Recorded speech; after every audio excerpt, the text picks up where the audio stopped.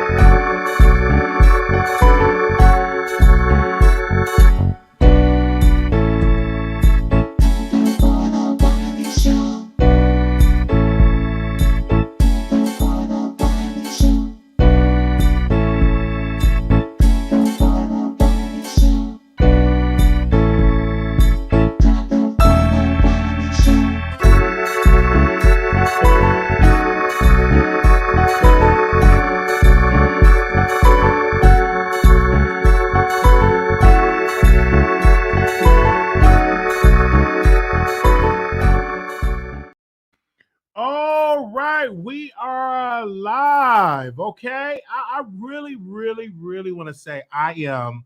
My apologies because I've been up all day trying to get caught up on some shows, and I'm getting caught up on the tea. I got stuff that's going on with Black Tea blogs that we got to get into. We got DaBaby got some stuff that's going on, so we got to get into that. So it's a lot that we get into. I said I'm gonna just wait until I get everything together, get my thumbnail together, and then we'll come on and go live. But I do want to say, and then also Nicki Minaj, she announced that she'll be going live, but we get into all of that. But I definitely want to talk about none other Bill Cosby have a legal win. They literally tried to throw this man back into prison. This went all the way to Supreme Court. You say, Wiley, what was the legal win? Well, the prosecutors, the new prosecutors in the case, took the case to the Supreme Court, and they said, hey, this is going to go to the Supreme Court, all the highest court of the land. And you know what the Supreme Court said? No, we will not overturn the conviction of Mr. Bill Cosby.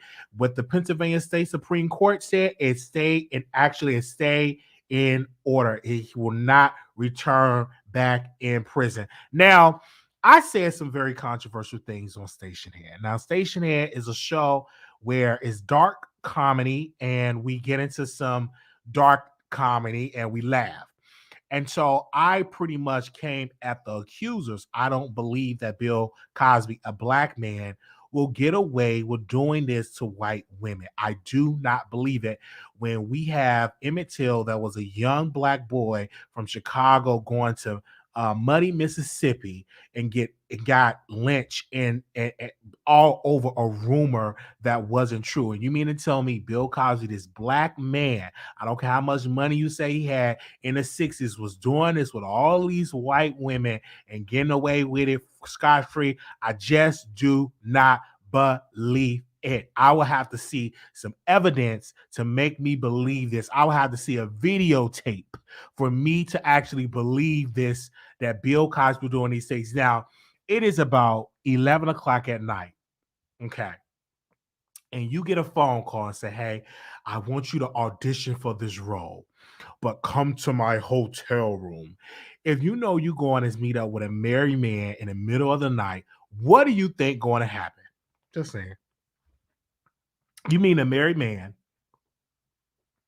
and not meeting in like a conference room or in the lobby, but you're meeting with him in this hotel room. I don't understand it. So we talked about that a lot on Station here. We got into it. We're actually like the number 2 show on Station here. I think we're number 2 or 3. I gotta check the numbers. I think we're at the number 3 spot on Station here out of the country. That's amazing. Y'all made us do it. This small little YouTube show. We're actually number 3 out of the entire nation on Station Head. Can you believe it? But we get into a lot on Station Head. But I was going in on the women. And if you want to hear the uncensored version, go and subscribe to our Station Head show. All of the links is in the Mo info box, and as well, it is definitely on in our community wall as well. So shout out to Bill Cosby. I would like to interview Bill Cosby. I sent him a message. I've been sending out messages. I would love to interview Bill Cosby to bring him on my show. I think that he's an incredible icon, and people need to understand his take in Hollywood. When you're talking about people, the Black Stuntman, he brought into the Black Stuntman Association because when he was doing I Spy, they wanted to use a white actor in blackface, and he said, "No, if I'm going to get a stuntman, I wanted that person to be black. I don't want the person to be white and blackface." So because they didn't hire any black stuntmen to work on shows, they would put a white man and blackface. And because of Bill Cosby, that we have the Black Stuntman Association. Okay, I done my research, and so also Bill Cosby ushered in a new, like a middle class of African American people gotten jobs because of that. And as well, you have to understand that Bill Cosby donated millions of dollars to HBCUs. His donations to Stillman and other university has been like the highest that university have seen in years. And all these people, they were saying, we're going to cancel Bill Cosby, we're going to take away his awards, we're going to take away his endorsements. But none of those universities that he gave millions to said, we're going to return the money. But they kept the money and then said, we are going to take away your awards that we gave your honorary doctorate degree, but they kept the check. Okay. And so of course we will have the phone lines open up if y'all are free, if y'all want to call in and give y'all opinion about Mr. Bill Cosby. I do believe he's innocent. Now I'm going to ask y'all in the chat, press 1 in the chat if y'all believe that Bill Cosby is guilty. I'll give me a second right here. Press 1 in the chat if y'all believe that Bill Cosby is guilty. Press 1. Press 2 in the chat if y'all believe that Bill Cosby is innocent. I want to see where y'all is at. Press 2 in the chat if y'all believe that Bill Cosby is. All right, there we go. Y'all got is a 1 say guilty. Press 2 not guilty. All right. Okay. All right. So, but I do want to say social shout out. Excuse me. Hold on 1 second. I'm getting something from one of my producers here. Yes, we are actually number 3 on Station Head. We're number 3 on Station Head. I don't know. We're number 3 on Station. I checked the records. We're actually number 3 on Station Head, and I'm not changing it. What they don't believe me, but they need to tune into the show. They'll figure out why we number 3 on Station. If they don't believe me, that's them. I know. I checked the documents. I checked it. We number 3. Yes. Let me see you. Number 3. Okay. Number 3. I got the paper right here. It says I'm number 3. Okay. All right. That's what it said. Okay. Let's move on.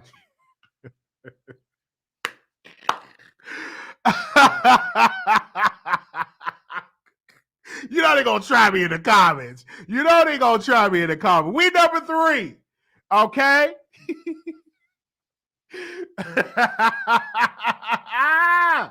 Man, they trying to try me in the comments. The people trying to try me in the comments. We number 3.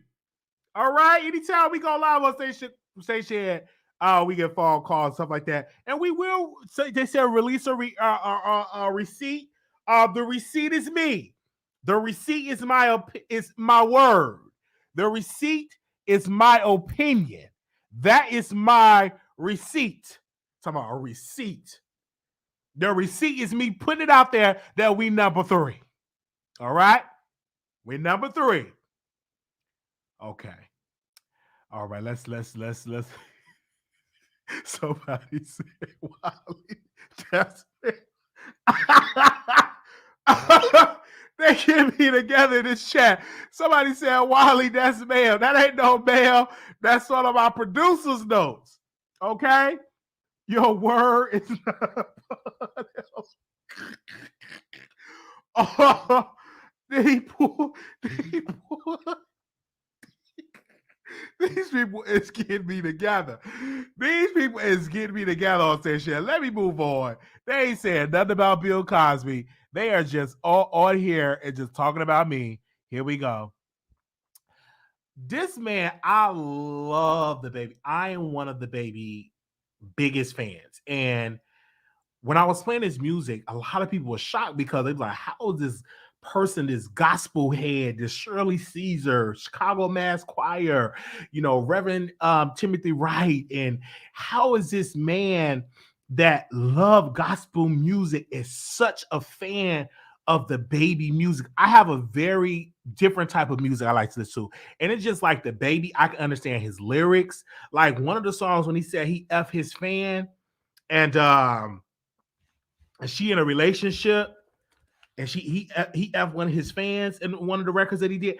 I'm really feeling DaBaby record. And then Wi-Fi is another record that I'm really feeling, y'all, over the Wi-Fi. I'm like, I'm really feeling this man music, and his interviews is amazing. Like his interviews that he did with the Breakfast Club.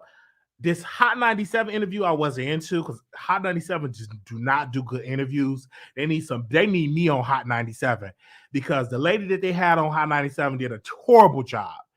But the Breakfast Club interviews are so much better, and he did an incredible interview. And let me tell you, like I am into this whole NBA Youngboy and DaBaby records. Like I'm into this album. Now, with something he said in here regarding Danny Lake's brother, he said, "Hey, his life was in danger. He was terrified. This is why he didn't visit L.A. because the guy said it was on site. He was terrified that this stuff was going on, and he said, "Hey, it was self-defense." Now, I have to challenge DaBaby, and I'm like, DaBaby, from the videos that I saw, it wasn't self-defense. You may say that, but also the bowling alley have also banned you from being on to go to that bowling alley because they said that you have started the fight. So that's what I'm gonna say. You had started the fight, but other than that, DaBaby make incredible music. And then one thing that I like, when he was talking about rolling out and people wanted to counsel him, he lost millions of dollars. This country is so messed up, and I tell people in the community, I'm like, we are so quick to like cancel people in the community. I mean, that's outside of the community. They say something that we don't like, we want to counsel them. But this man can say the N-word. This man can degrade women. This man said, I came on this girl glasses. That's what he said. He said he came, he released seed on this girl glasses. He said in a song. So I mean all the way there in the racy lyrics that he have towards women. As soon as you say something towards the community, the alphabet community, it's a problem.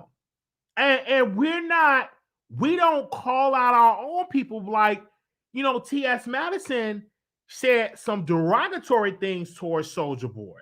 We didn't say, oh, let's cancel T.S. Madison, but God forbid if they were say something derogatory towards T.S. Madison or Laverne Cox. It's like we don't have that same energy for our own people in our own community. We don't have that same respect. So I'm just I'm just saying. So I didn't agree with when the community was saying that he should be counseled. What I preach, that he should be educated if need be. But I also believe that we were judging a clip of something. We didn't get the full context of it. And I am a part of the community. I am a proud openly bi man, and I love myself and I love my people. I didn't get offended. I still purchased this album. I'm still on Apple Music and I still went on iTunes and purchased this album because I want him to succeed because I am a fan of his music. I'm entertained by his music. Is DaBaby perfect? No, he's not. He's not a perfect man, but his music make me feel good. His music put me in a zone. His music just literally like put me in a zone of just good entertainment. You know what I'm saying? NBA Youngboy, I wasn't really a fan of him, but I'm really becoming a fan of him. And I found out that NBA Youngboy well, his label taking the money, but let's say this. He make millions off of YouTube, off the revenue of doing them YouTube videos. And I didn't even know that. I found this out in the DaBaby interview that NBA Youngboy got to be on 24 hours house arrest, that he can't even have visitors, that they have to go through this special permission for him to even have visitors. I didn't even know that, like, you just can't just up into his house and kick to his house. So I'm like, wow, this is so amazing. This is so wild. Like, this was going on. And he's and I didn't even know NBA Youngboy is so young. He's in his early 20s and he's extremely talented. When I Googled his name, I mean, his fans, they are really supportive. They remind me of the Barbs, like, meaning that they are supportive of their fave. Like, whatever that man posts on YouTube, even though it's the same stuff on him on his couch, him in his kitchen, him in the dining room, them people are watching that man music. Millions of people are tuning to his music. He ain't doing all this special side effects all over here in China, Japan. No, this man is literally recording videos out his house and making millions on YouTube. That's amazing. I mean, his fans go hard for him. And I was looking at NBA Youngboy, and I was trying to hook up Erica Banks with somebody, and I really think Erica Banks should be with NBA Youngboy because I'm trying to put her in an industry relationship. I'm trying to play like an A&R rap, you know what I'm saying? And so I'm trying to play like her manager or whatever. So I think that Erica Banks should get with NBA Youngboy. She need to get with some thuggish type guy to get her instead of her begging for a feature with Nicki Minaj. Okay, back to DaBaby. But I give the album 2 thumbs up. I've been listening to it after this show. I'm gonna go on Station Head and listen to some couple of more tracks that I got. Also, too, while we speaking on DaBaby, and he spoke about Kanye West, I finally have the stem player. All right, I can't play. I got some of the songs downloaded from Donda 2, so I'm trying to get the entire album of Donda 2 on the stem player. So I got the stem player. They deliver it in this box. And it's the sound is not really that great, so you have to like hook it up to the Bluetooth. But some of the songs that I've been listed on it's just been so good. Like he was talking about his family, and I'm just so glad that we finally got it. And so of course I reached out to him, and so the stem player is little, you know what I'm saying? Y'all dollars went towards this, and we're gonna listen to it on Station here. We definitely gonna listen to it on Station here, and we also. That will be tomorrow where we're going to listen to Donda 2 on Station Head. So I got to download it on this, and hopefully all the songs going here so we can listen to it on Station Head together. So, back to DaBaby. He's amazing. And I see why women cater towards him. Number one, he's, you know what I'm saying, confident. He's a man. He's masculine. He's a rapper. He's a superstar. And so with that comes into place, you know, women flock to that, and women flock to men like that. My only thing with DaBaby, I just hope that he treat women with respect more, you know, treat them with respect. And sometimes he get caught up in a mess and stuff like that. Like, I just hope that, you know, he's a good father to his children. You know, how he did Danny Lay was like, well, then again, I heard Danny Lay was a side chick, but still Danny Lay is the mother of your child. At the end of the day, Danny Lay is still the mother of your child. So at the end of the day, you still want to treat her with respect. So you may not even say, hey, I'm not even cool with Danny Lay, you know, screw you or whatever, but that's still the mother of your child. And for that, it should come honor. And so a lot of times women, y'all need to be careful who y'all open up to. And men, when you become intimate with that woman and she have a child, you need to put away that childish behavior and treat her with respect and treat your child with respect. Like, if you kicking your mother of your child out on the street, that's bringing hurt and emotional distress to that child. So I think a lot of times, a lot of these guys, some of these guys think it's popular and think it's cute to mistreat women, and it's not. We need to start uplifting and politicizing black men treating black women with respect and make that sexy, because that's the most sexy thing that you can do, is treat your women with respect. I was reading on Instagram, and I was reading this thread, right? And they were talking about relationships, and one particular person's like, she said she was having so many emotional distress on her trip, and her fiance came and to get a flight, and and came and brought her home, and then he proposed to her, and they're gonna get married and stuff like that. Like, we have to uplift that. Then there was another sister was like, my man know all my medication I have to take. He was with me when I need to change my diet and help me with my lupus. So I love hearing those stories of black men supporting their black women, because so many times we see DaBaby and they see the Danny Lake. We see the negative, but we also need to promote the positive role models that are going on. That's why we must promote Russell and Sierra, promote the positive, the black love, the black beauty. We must support that, because it's an honor and a privilege to be with a black woman.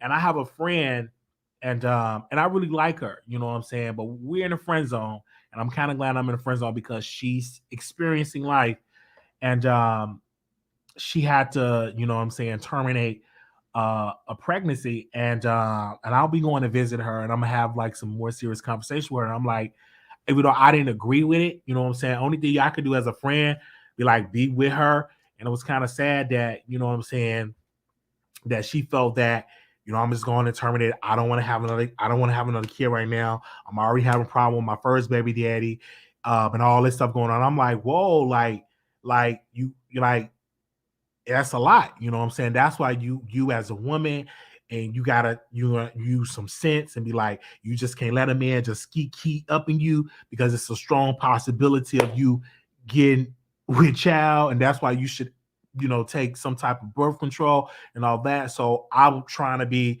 the best friend that I can be, and being supportive of her in there. And then it made me feel good when she said, oh my gosh, I had to terminate. I just terminated pregnancy. And I'm like, wow, like I don't never, ever, if I ever, like, I've always said this is a vow that I made to myself. I said, if I ever get a woman pregnant, I'm gonna make sure I'm there for her, because I do not want her to think that she have to terminate a pregnancy, because I don't want that, because I feel like you are ending God's creation. And I don't think that's our decision to make, to end God's creation. God this, once you conceived it, though you may conceive it not in a correct way, because you're not married. If if you believe in that, some of y'all don't care about marriage, y'all just get it in.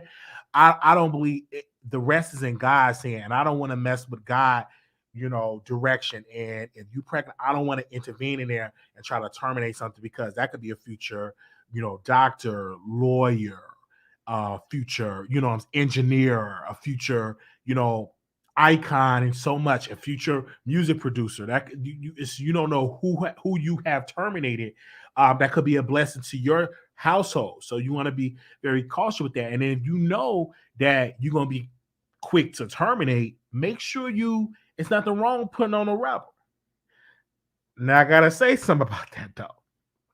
It's nothing wrong putting on the rubber, but I would say, because I'm a realist, I understand why people don't like to wear one. I understand why you don't like to put on the rain jacket, because it feels real good when you ain't got on no rain jacket. It feels, you get all the wetness. Come on now. You get everything, and it feels amazing. It's natural. It's amazing. It's such an amazing feeling when you ain't got, when you go on there with the skin on skin. So I understand it. I get it. I'm not going to sit here and say I don't understand it, because I do. Unless you're a person that all you do is put on your rain jacket, so you're not going to understand how it feels not to have on your rain jacket. So, I'm just keeping it real. But when it is what it is. Some people, it feels better when you go in without it. And that was my personal opinion. I don't know about most of y'all in here have children, so y'all understand what I'm talking about. Don't get up in here and try to act all bougie when you got about 6 or 7 kids. Don't get all bougie with me. I'm just saying. So I understand, but we need to also take ownership when you know you go. When I know this, and I've learned this from just doing my research and everything like that. I said, okay, Wiley, like if you do this, you know what I'm saying? It's a possibility in about a couple of months that she gonna be hitting you up talking about she with child. So if you going to do this, now you already know the consequences. And not even only that, when you are educated in all of the diseases that are out there in this world, like you got to be educated on that as well. And so when I saw that in Chicago, they had like a whole outbreak, the S word outbreak. I'm trying to keep it clean. They had a whole S word. They had a whole S word outbreak. All right, and the health department in Roseland they had to send out a health alert to let the people know to get tested, use safe. You know what I'm saying? Because it was an outbreak. All right. It was an outbreak. I'm like, whoa. I'm like, I haven't seen one of them alerts in a long time. I'm like, really? Y'all going in like that in Roseland? So, back to DaBaby, it was something that Danny Lay said, and she was like, you you came at me last night. What you mean? What you mean?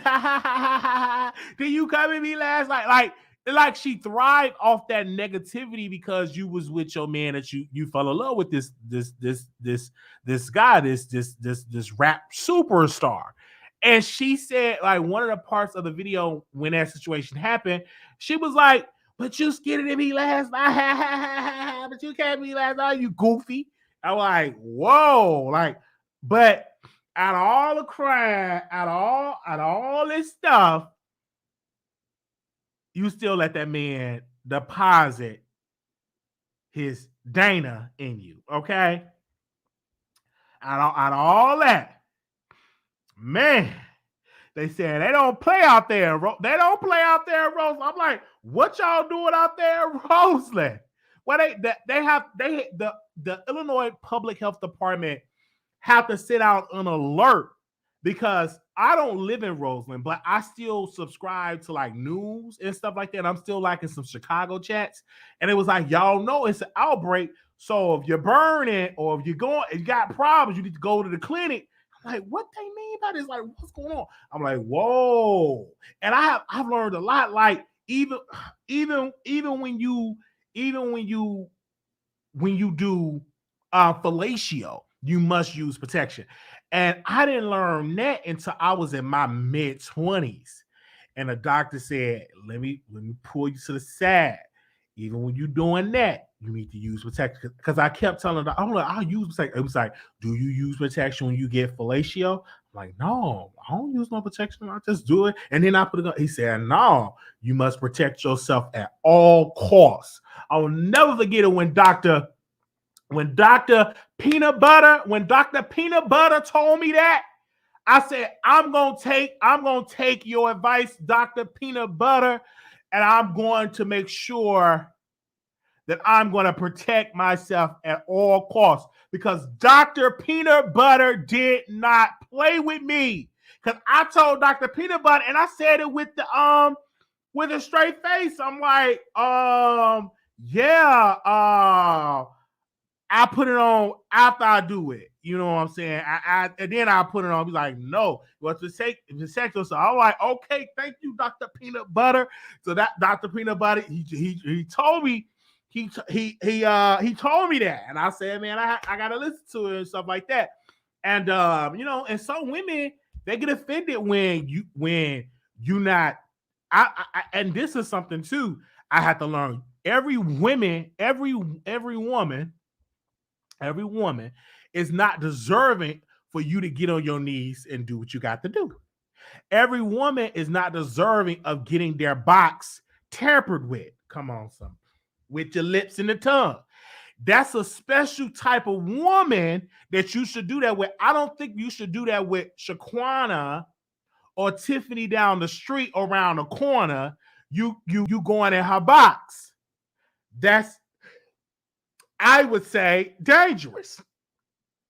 That's somebody that you know their history. You know, y'all both know each other history, because I'm not.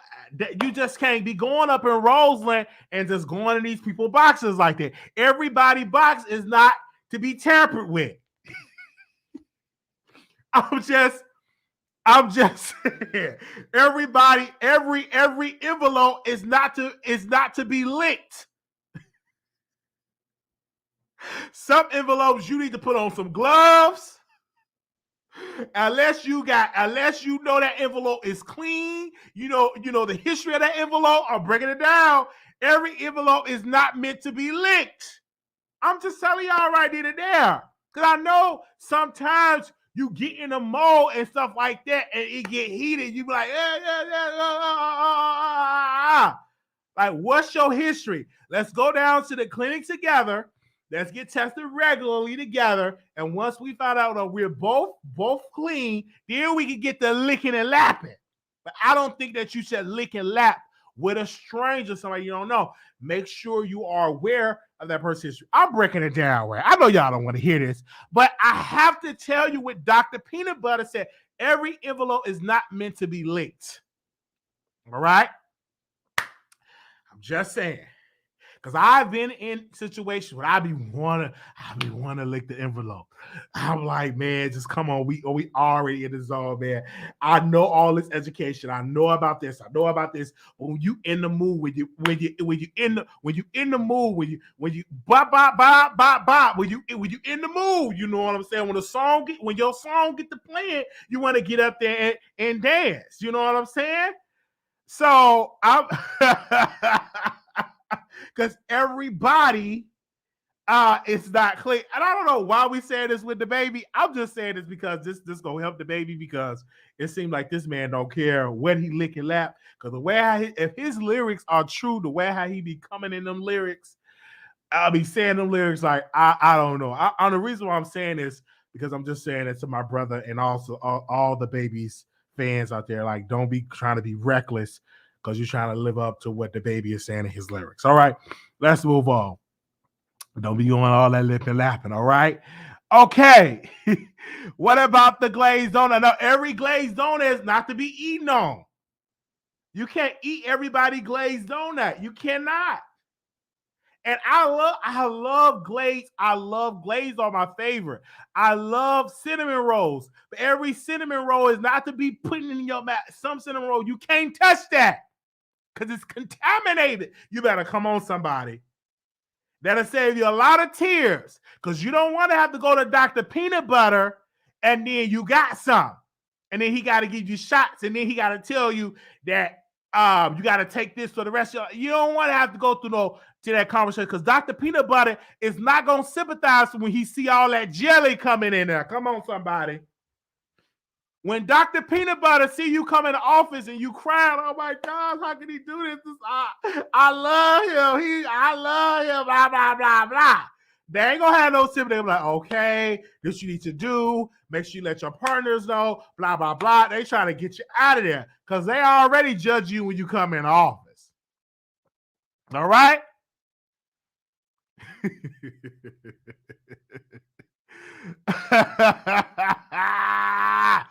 I'm just letting y'all know. All right, give me a second. Let me drink me some water. Okay. Mm-hmm. Give me a second. As I'm telling the truth, as I'm telling the truth.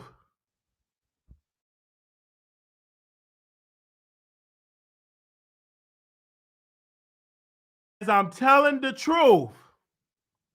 Dr. Peanut Butter. All right, because in my book, I'm going to get into some things in my book and all that. I'm not going to get into it now. All right, let's move on. Can we move on?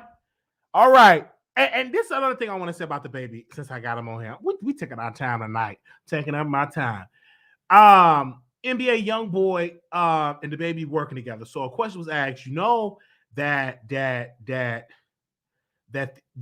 YoungBoy don't get along with Young Dirt and all of them. Like, what do you have to say about it? He said, man, I ain't got nothing to do with this. This is business. I'm about getting that money. So Young Dirt people was calling out DaBaby, and it's just a whole bunch of just drama. And I'm like, I'm with DaBaby. Like, you going after a bag.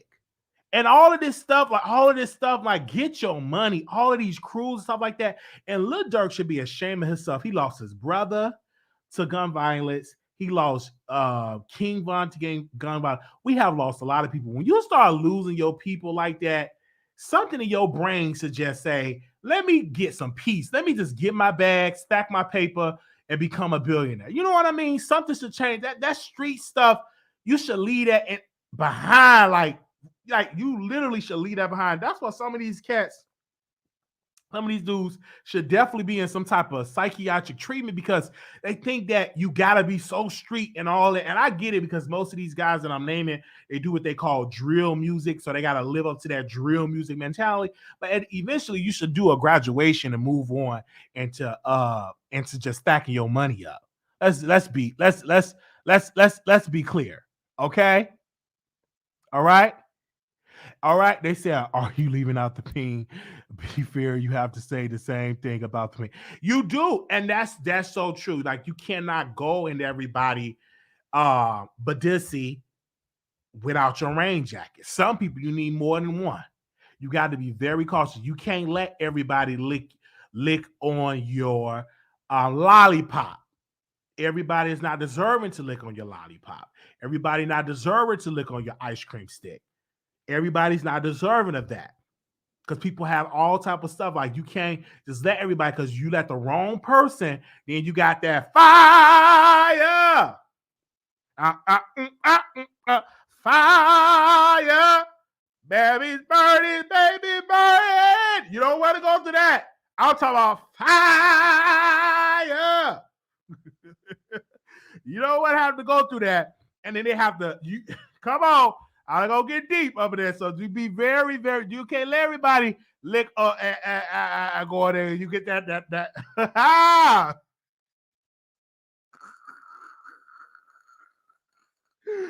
Oh.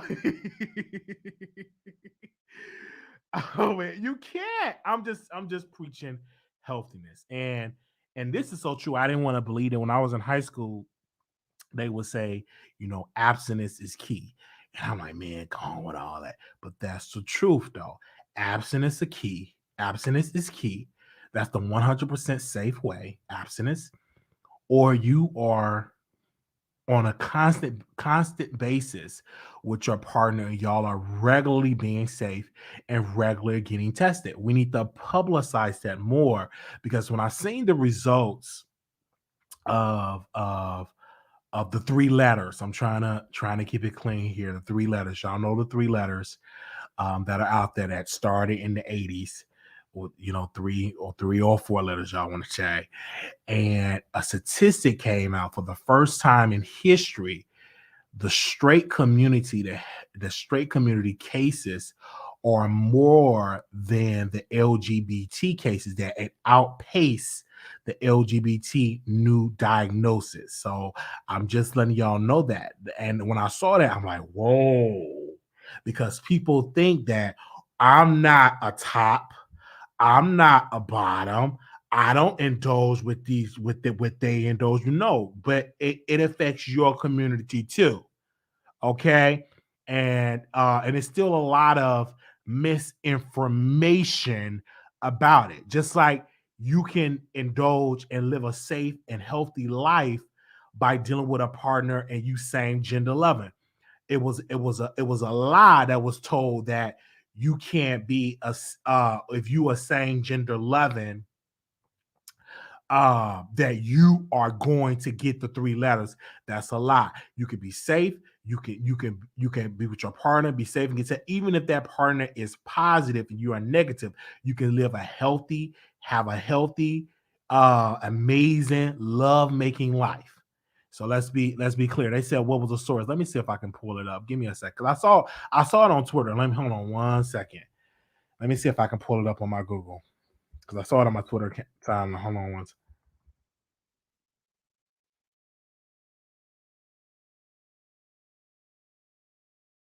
Give me a second.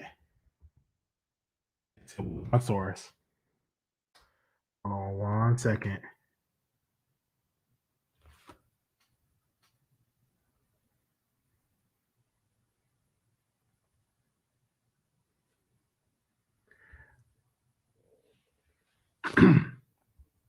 Hold on 1 second. Okay. Because I saw it on my Twitter. So I don't know if this is actually there's a statistic here because what I'm saying right here is that heterosexual people of 23% of all HIV diagnoses in the U.S. and 6 dependent areas in 2019. Heterosexual men accounted for 7% of the new HIV diagnosis, and heterosexual women accounted for 16% of it. So I don't know. I saw it on Twitter. I could be wrong, y'all know. I saw that in my Twitter timeline, and because I don't see the article on. Is this it? Okay, this is what I'm looking. Okay, this was on The Guardian. I know I saw it. They say HIV now infects more heterosexual people than gay or bisexual men. Okay, now this is an opinion piece on The Guardian. I remember seeing it right here. As the UK National Testing Week gets underway, it's time to change the way we combat the virus. So that's what I saw on Twitter. And I can definitely drop that for y'all if y'all want to go and look at it for that way. That's what I saw it. Okay, I had heard that too. It was an opinion piece. And what I'm saying. So what I'm saying is y'all be out here and be safe. Because I know I saw it. Okay. it was an opinion piece. Okay. Don't come at me some of those fake news. I know I read it. Somewhere I read it. And so I'm gonna just say this. Y'all be out here and be safe. Okay. I didn't write it. So the person that wrote it, name is, wait a minute, what's the person name? Chris, is it? No, that's the photograph. Who wrote the article? I don't know who wrote it. It's an opinion piece. So I don't know if it's an author on there or not. I don't see the author name on there. But yeah, I had saw it on there. So if y'all know the author name, y'all can let me know who wrote the opinion piece. But that was on The Guardian. I remember I seen that. Okay.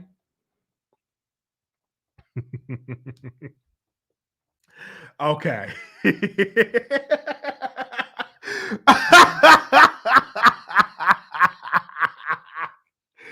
Oh man, let me go because this is about to turn us on. Hold on a minute. Let's not pretend that there is not a lot of download men. That's not pretend. I'm not pretending. I know download men exist in this world. I slept. Mm. Oof. Mm. Mm. Mm. Okay. Mm-hmm. Download men exist. Yes, they do it. They do exist, and I have yes. So okay. Ooh. Okay. They, they do exist. They do exist. Okay. All right. All right. Tissue, please. Tissue. Shoot, I don't want to cry. Now I'm not gonna cry to move on. Let's move on. Okay. Okay. Because I remember with Oprah when she did an interview, and Oprah was like, the tears didn't even come out really, and then the tears started coming. She's like, shoot, I didn't want to cry. Tissue, please. Tissue, please. When she had got interviewed with Barbara Walters, and she's like, shoot, I didn't want to cry. And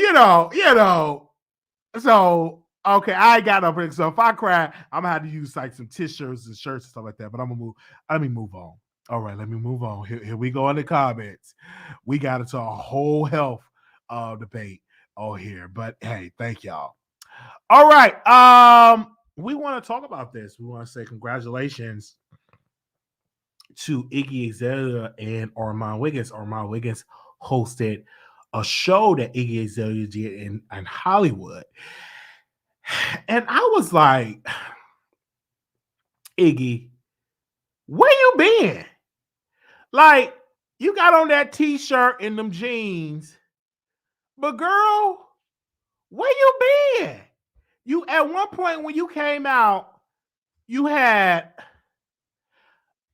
a #1 hit, but we haven't heard from you in 10, 20 years. Then you throw on a concert. Who watching it? I'm just being clear here. Like, where your singles at? Where's the music?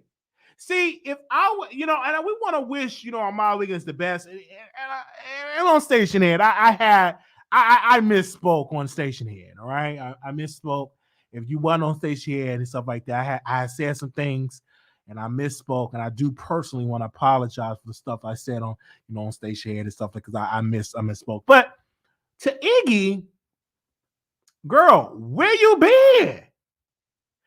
And I'm looking like, okay, you hosting this like you about to come out with some fire. I haven't heard now one person talk about that concert. We've seen T.S. Madison there, but she didn't even talk about it on her platform. I don't even think she posted about it on her platform or talk about where have you been?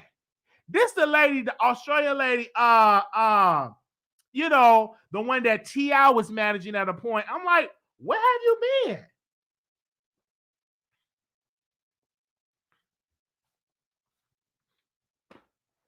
I'm like, I understand that you taking pictures with the blog and stuff like that, but I'm like, she dropped the album in 2021.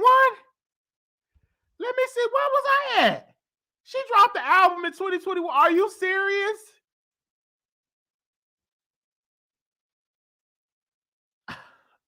Give me a second. She dropped the album in 2021. And let's talk about Armon Wiggins for a second. Oh, she did the end of an era. The end of the era? What era? What era? Okay. You got Armon Wiggins looking like he auditioned to be on the 5 Heartbeats. Is there a heart in the house tonight? Stand up. I'm like, this man looking like he just got off a tour with the 5 Heartbeats and the Temptations. This man came with.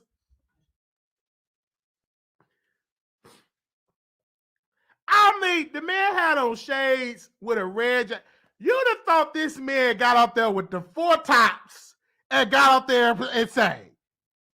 I'm like, why is he dressed like this 1966? I just don't understand it. Like, I get it. I understand it, but why they dressed it up? Who dressed that man and told that man to put on a suit and sunglasses like he performing with Eddie Kane Jr.? I'm like, who's telling these folks to do this stuff? I don't know if he was trying to impersonate Eddie Kane Jr., Ray Charles, and Iggy. This chick is just like she going to a picnic. You got one man dressed like he about to do, he auditioned to be on the 5 Heartbeats. You got Iggy with a white t-shirt and some jeans, looking like she ready to go to a picnic. That's what she looked like. She looked like she ready to go get some barbecue, some sweet potatoes, some pumpkin pie, raisins, potato salad. That's what she dressed like. Who dressed these people? I'm like, who dressed these people? They both did not these two people that's on the screen, they teams did not talk to each other. One person dressing like this is 1965. He about to go out there. Boom, boom, boom, boom, boom, boom, boom, boom, boom, boom. Oh, Iggy, oh, would you be mine? I'm like, who? Wait a minute. I'm just like, I'm here for it. I'm not hating because I wasn't there. But I'm like, the two teams, they should have sat down and said, okay, this is the look that we gonna give. Now I can understand if it was like, if Armon was like hosting, you know, the whispers, or he was hosting like uh uh uh old school, you know what I'm saying? New edition, hosting like an old school group that wear suits. And I understand the look. I'm like, that's a vibe right there. But they both was looking like they going to two different events. She looked like she ready to go to a barbecue right there. Looking like she hungry. I'm like, this chick, I'm just looking. I'm like, I'm not impressed. Oh, they said that's not what. Well, she shouldn't have took no picture. These are the pictures that's out like that. She should have. This looking like she ready to go to Beauty Baptist picnic. Who in the world talk? Y'all ain't about to do this to me. Who told Iggy to do to took the pictures? Like, ain't nowhere in the world. I was on Iggy. I'm like, listen, Iggy, okay. It look like you just got off the airplane. We're gonna put you in your outfit. Then we gonna bring you on camera where you can take the pictures with people. But we not gonna allow you to take no pictures looking like that. It looked like you just got off the Greyhound and looked like you looking for the concession stand. No. Cause I would have literally walked right past her. I wouldn't have known that was a celebrity. Nicki Minaj would never. The queen would never look like that. I'm just saying. Okay. But I think this is a good, I do comedy. And see, this is the thing. I'm not jealous. I do comedy. So if I see something, I try to find what's the comedic way. I'm not jealous at all. I think it's an incredible event. Why would I be jealous of something? I could have got on a plane, went there, took me some pictures with these people. I could have done it. You know about LA that gets me about LA? Let's talk about LA. LA is the most fakest place. You can fake it till you make it in LA. Okay? I could have went on there and got on my Gucci boots. I could have put on my purple bow tie, my Balenciaga socks.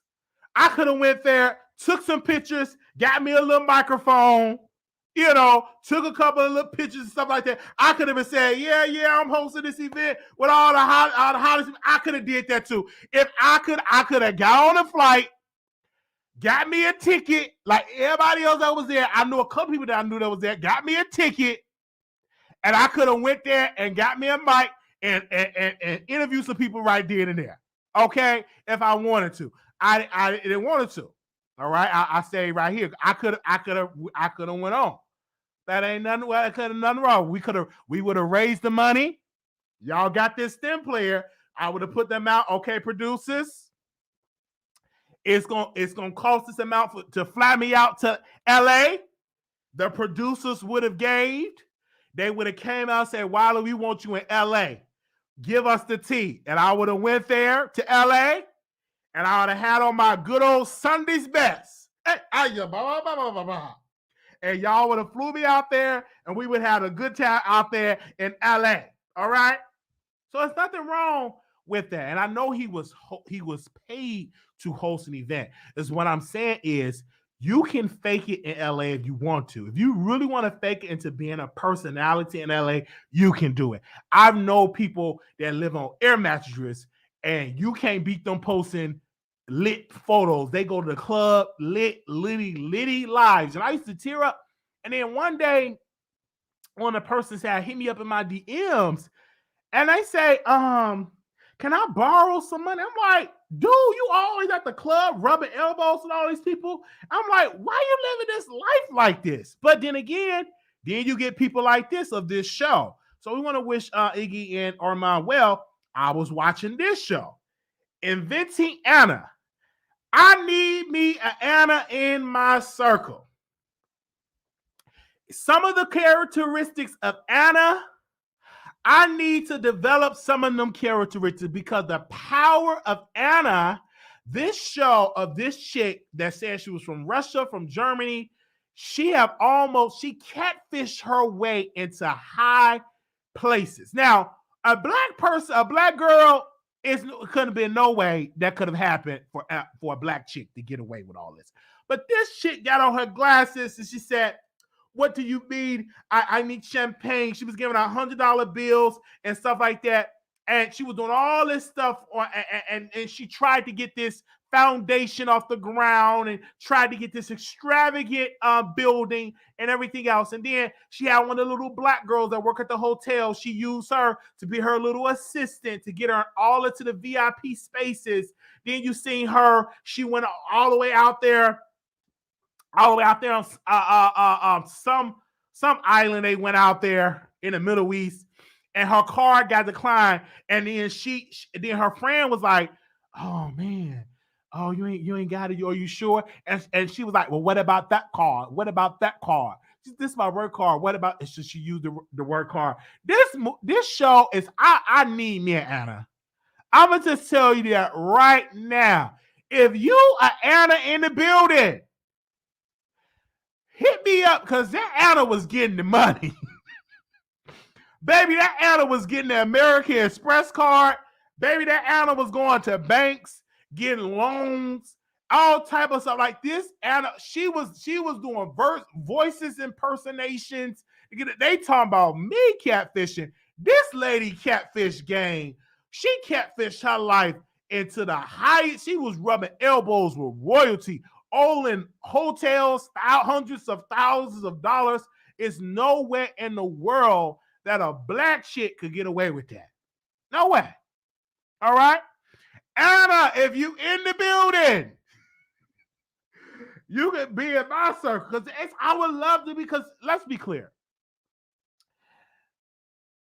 Anna, one thing that she tried to do, she believed her own life. She was delusional, but she tried to get her own company off the ground. She tried, and she almost had it. Like the people kept saying, "What about your inheritance?" What was they saying? Rich people talk about they have a what? A trust. And it was like, yeah, what about your father and his trust? She was paying her father to be in this millionaire. And I was starting to believe Anna lies. I'm starting to believe Anna lies. I'm like, this show is off the chain. But shout out to that lawyer. Babe, when Anna got caught up and got thrown in jail. Give me a second. When Anna got thrown in jail, when that lawyer, what was the lawyer name? Todd. I think is that the lawyer name? I don't know the lawyer name. I don't want to say these people's name. I get their name wrong. Y'all let me know. When the lawyer got to try to defend his client, I'm like, come through in that courtroom. I mean, he defended. He wasn't like Olga. That lawyer was definitely defending his client. But the way how she was dressing, the way how she just finessed her way into all of that, man. And she didn't even really serve no time, because at the end, she was supposed to serve like 7 or 12 years. She served like maybe a year, and then she got deported out of the country, so she didn't even serve no prison. That wasn't like Olga. That lawyer, I said that lawyer should have defended Tasha K. If I was Tasha K attorney, I would have defended her. Man, I would have been in that courtroom. Man, he defended his client. He defended his client. And one like Olga, because child, that Olga lady, child, I don't want Olga to get me up out of a parking ticket. Olga can stay exactly where she at, over there in her law firm over there. I ain't nowhere in the world. But that lawyer, he definitely defend his client. And it was a good show, man. I want to thank the Icon of New York. He put me onto this show because Tasha K was talking. She did it was so funny when she did her review, because the lady, like, she was so delusional. Like, they was chasing this lady down for $50,000 to $60,000, $1 million. All of this money that they were chasing this lady down for. And this lady was like, how can you not pay these people back this up? And she was so delusional. But shout out to the friend, because the friend that she finessed it out of her American Express card, she got the last laugh, because she got the multi-million-dollar deals. She got the all this stuff. And then when the friend was like, when you gonna wire me the money? So the friend, so Anna wired the friend $5,000. Now, mind you, this woman cracked up the credit card to up to 60-some thousand dollars. So she gonna send her friend just $5,000. Now, mind you, she literally maxed that credit card out to about her company credit card to 60-some thousand dollars. I'm like, what kind of company will give you a credit card where you can spend that much money? What kind of, I'm like, these are white people. It's nowhere in the world. If we even overspend at McDonald's, we've been calling to HR. What? And the friend, to me, she was obsessed with rich people. And sometimes you be that way. You know what I'm saying? I sometimes I have to stop.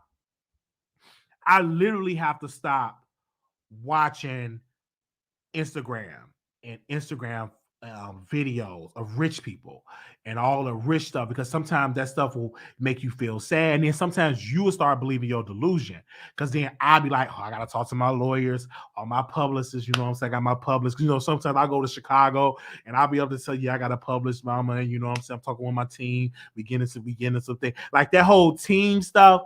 I've learned that from just being in Chicago, dealing with people that I thought they had it like that, because they be talking about, yeah, man, my team, man, I gotta talk to my publisher, you know, on my team, and then it be just me and a person. I'm like, you ain't got no team, and I started picking it up, and you can't stop me from talking about, yeah, me and my team, you know what I'm saying?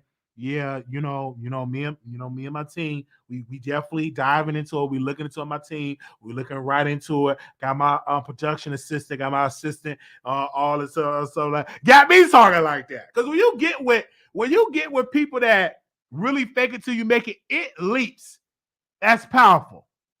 Now, Laverne, okay, I like Laverne.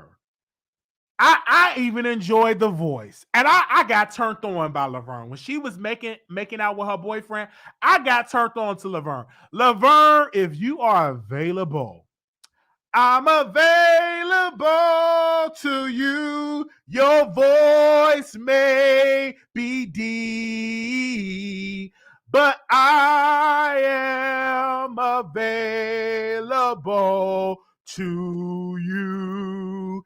Yes, okay. That voice may be deep. I was getting turned on by Laverne Cox. She was turning me on, that power, her being a fitness. I saw this. I got turned on. I really got turned on. Like the voice, I'm like, I can deal with the deep voice. I can really. It's part of her sexiness. You know what I'm saying? So I do want to apologize to Laverne Cox and stuff like that. I got turned on by her and stuff. I liked her character, her being this powerful life coach, working out, a person. But I really was here for it. But it's like the way how they was catering towards her when her cars were getting declined. When you poll, it looked like your card is declined. Do you have another card? I'm sorry, your card was declined. They say it loud. They try to embarrass you, but it looked like when they think you got money. Oh, I'm so sorry. I said I can't wait to be rich and powerful. I'm so sorry, Mr. Wiley. Your card got declined. Do you have another card? Maybe your card, you didn't register that particular card. But when you poll, your card got declined. You got another card? I ain't got all day. It got declined. Like, but the way how they was pulling her to the side, having secret conversations, but you can't pull that. See, America let her get away. But when she went out there to that, she went out there to that little island over there in the Middle East, baby, they started sending their guards, and they was like, listen, you come with us. That you gotta pay the car, or we calling the police. The men start coming. Now the lady, she was being real nice. Oh, you have another card to put on your account. I'm so sorry, this card is not working. But when the other men start coming and they start, you come with us. Like they wasn't playing with Anna. Morocco, baby, when they was in Morocco, Baby, the Morocco people wasn't playing. You weren't gonna do that in Morocco. Them people weren't playing. No, they weren't doing it in Morocco. And she called. This is the thing about American Express. I need me an American Express card. Because the white lady, she was crying. Oh my God. Let me do it. Oh my gosh. Hello, American Express support. Hello. I love this country and I don't want to be xenophobic, but I'm in this country and I'm trying to put my card and the card is not working. I just want to help the. And American Express, they could hear. It's like, how much do you need to get approved? So I'm like, chat, if you don't stop here, I never had no customer service talk to me how much you need to get approved so you can get out of Morocco. Get up out of here with that. I'm like, what? I'm like, what?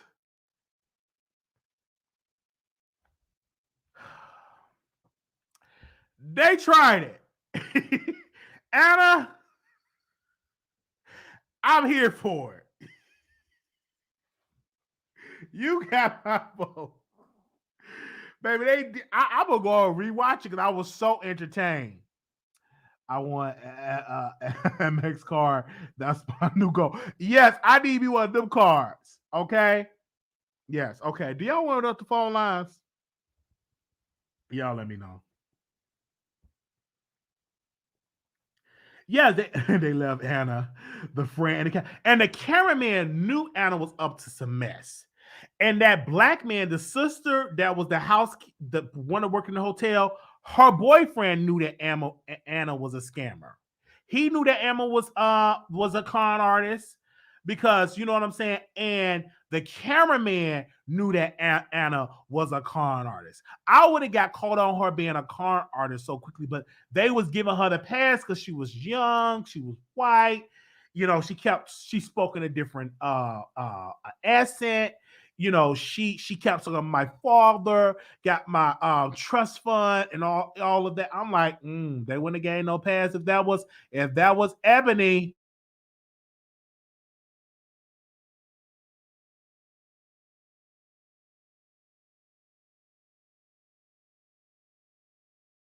But that's me.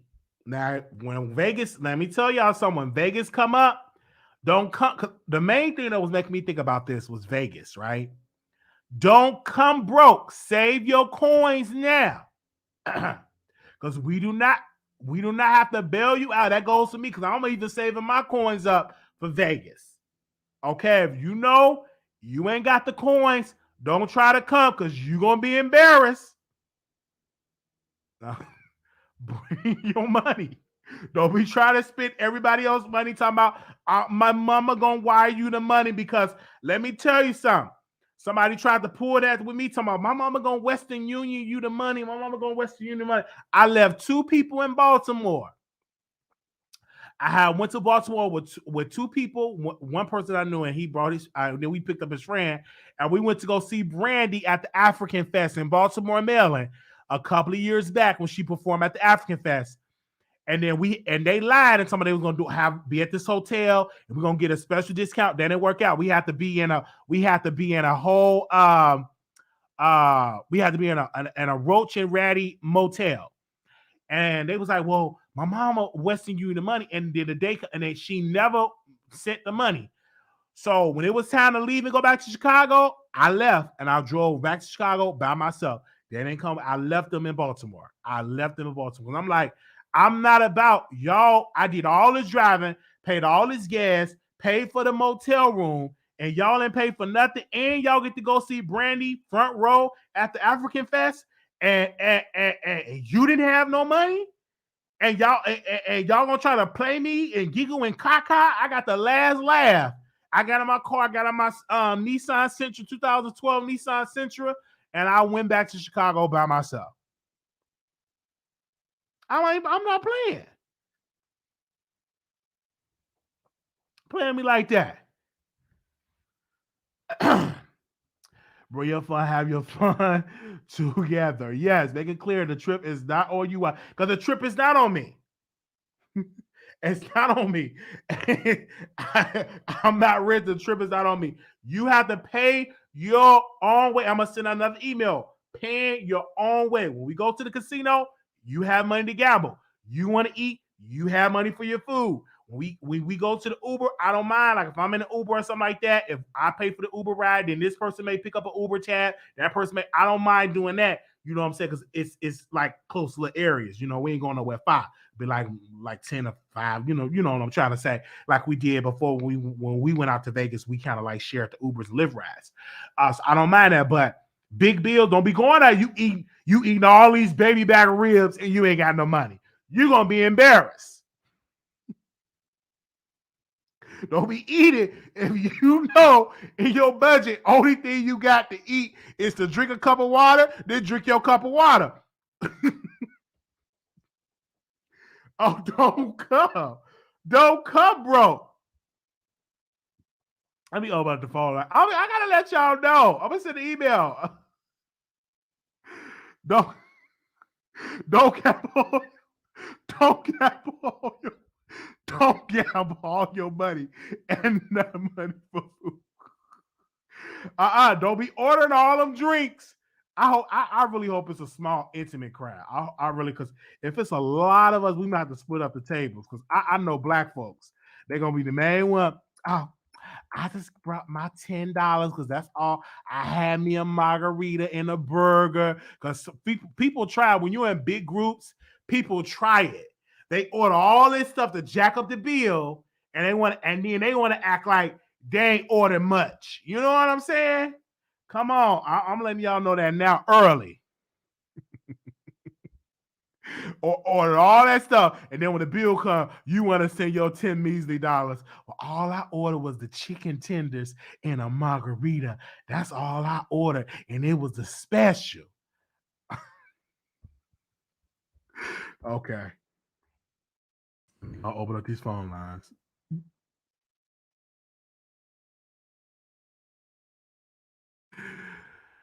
Oh, Lord. If y'all up, this trip is not on me.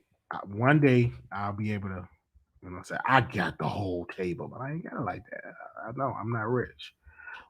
I'll build on one day. Oh, basha na na na na na na. Because that Anna person's just saying, man, I can't wait to be rich. Drink the best champagne, go to the best hotels, the best resorts. Oh, man, get me a Tesla. Yo, man, get me a BMW. Oh, man, get me some property, investments, buying companies. Yeah. Start your show now, press 1 to hear important instructions. Your show is scheduled to start in 36 seconds. They said they could come with a pre-packaged snacks if they can't afford to eat. Yeah, have a pre-packaged bologna sandwich. Call in and give Wiley some tips on the scale.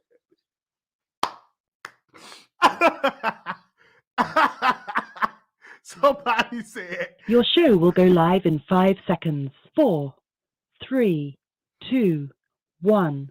Somebody said, oh man. Blog Talk Radio. Somebody said call in and give Wiley some tips on scale.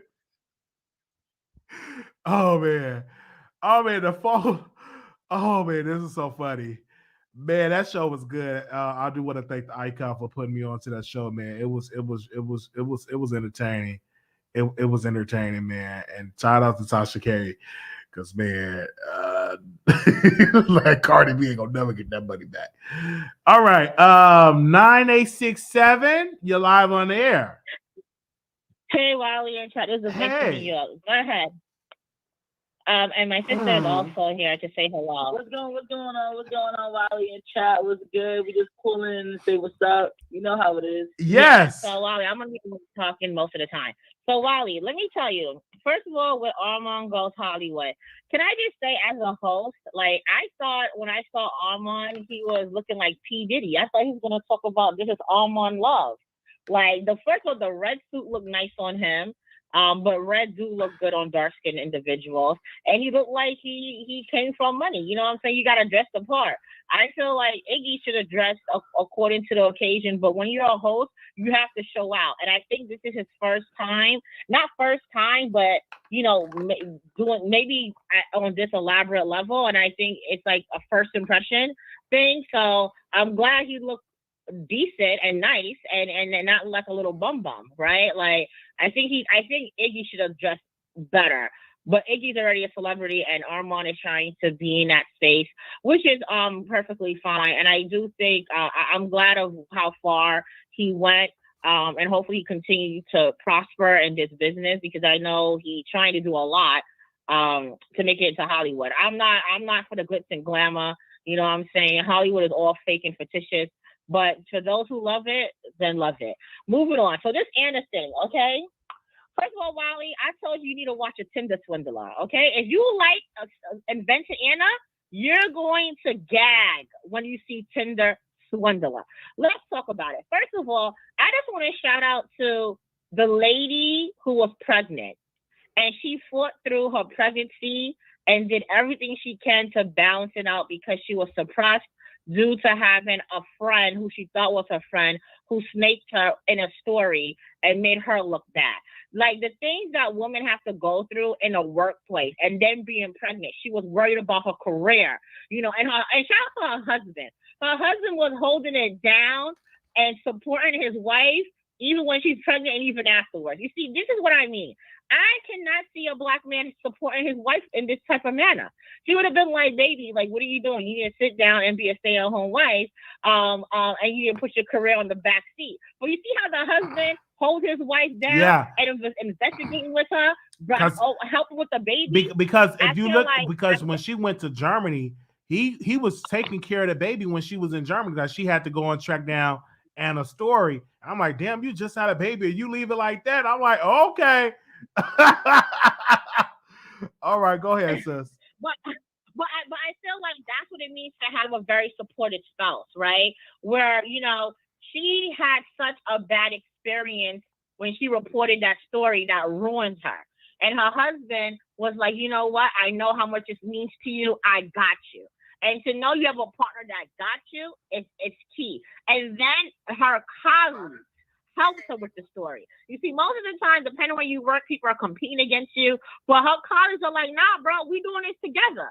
So I love the team aspect in her in her team as well as her husband. And the guy who was hating on her superior, was just hating on her, right? So it's another thing where no matter what people are saying to you, still fight on and still believe in yourself more than anybody else, right?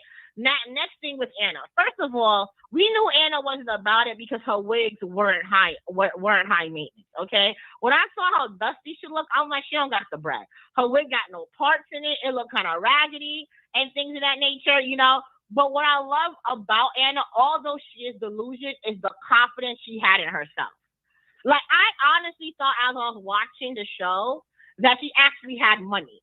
I really thought, I was like, maybe she does have money and her father's rich back in Germany. You know, maybe this is all a ploy and she really is a heiress. But the fact that she came in and met the right people, because that's how New York City is, right? Know the right people, be in the right space, and she was able to do a facade. That's what she did. It was a facade. And we were all watching how quickly it is for white women to make this facade that she's rich. So not only she has the accent, she has the look, right? You walk with confidence. You know, depending on when you wear your little bonnet outside, which you shouldn't be doing, or you hanging your pants down, and so you be doing compared to how you're treated if you dress a little glamorous, right? And the same thing with certain ethnic names compared to if you change your name, and how people treat you in different spaces. If you wear certain clothes and certain image, or you have a certain career, they're gonna treat you differently, right? So just to see that, but because she's white, she's frail, she's foreign, they actually believed her. Like, I just can't believe she was able to swindle so many people. Except for that one lady. Remember in the beginning, the art gallery person, and was like, I knew she wasn't rich from the beginning because her wig was bad. Do you remember that scene? The older lady, yeah. Yeah. And also, Wally, lastly, I kind of felt like the black girl played herself in believing Anna. And it shows that no matter what, she was still feeding to believe everything she said. Had Anna been black, I feel like she wouldn't have done that. Like, Anna decided to tip with $100 bills. If you already broke, why are you tipping with $100 bills? Why are you going shopping? The thing with Anna that really pissed me off is that she could have put that money into investment and buying a lot of stock and pay herself the way she is. Like, she spent too much money off of frivolous nonsense like name brand and I want to say this because she was this delusion reading the magazines and really understanding that culture. Like, she was just giving $100. She was really living up to the life. You know what I'm saying? And look at the type of service that you're giving when you're giving out money. Look how when she was in line and the black lady said, "Look, I got a line. I can't cut. You can't cut through the line." And when she pulled out that wallet and she pulled out them $100 bills and pulled it out of there, like I think she pulled out $5 or $7 bills. The black lady said, "Oh, can you send another person up to the front desk to help?" So she helped her right in there. I just think that black lady, she saw that money that Anna was giving at one point. But then when she got to the table, when the card got declined, that's when the boyfriend to the black lady was like, she's a scammer. That's because black people know swindlers, Kay, when we see it, you know, and New York is a perfect place to swindle people with confidence. And it's not so much about the money for her, it's more of the, like, to be well known. Like, for her, it's like to be popular, which is such a weird thing, just for people to know, like, I've done this. And honestly, her ideas was trash. It was nothing groundbreaking. I'm like, you want to do this for what? Like, her boyfriend had a better plan. The one with the app, he had like a better view of like the app and finding founders and things of that nature. And he was a scammer too. His whole company was going under. The owner he never even let the app like really launch. He took the money that he got from the investors and he was still like living at home with his parents. Like I don't know what they did with the money. Like even him, they did all of those things to just be broke. I never understood. At all. And lastly, well, before I get off, now her friend who the one that got the book deal and stuff, right? I'm not gonna lie, her friend deserves everything that happened to her. Anna had supported her friend through thick and thin with all the money and glitz and glamour. And here you are complaining about a $60,000 bill of a trip that you wanted to go to? Girl, eat that cost. Because that's not gonna be as that will never pay back what Anna spent on her dime by being her friend. So you're complaining about 60 grand, bruh? And that's another thing, okay? Like, it's kind of like, really? And I wish that her parents did come over to support her in the courtroom, but I could understand why they didn't. But the lawyer definitely turned her or insulted her and told her, like, you're nobody. You're delusion. You know, she didn't even want to go to the courtroom because she wasn't dressed fly. Like, it's kind of like, bro, like, you there for fraud? And you want to look nice, and you here for fraud? Like, her priorities were just all mixed up. And it's like, I still don't understand why she was doing this. Like, her parents didn't do anything to, you know, abuse her. I thought she came from a horrible background.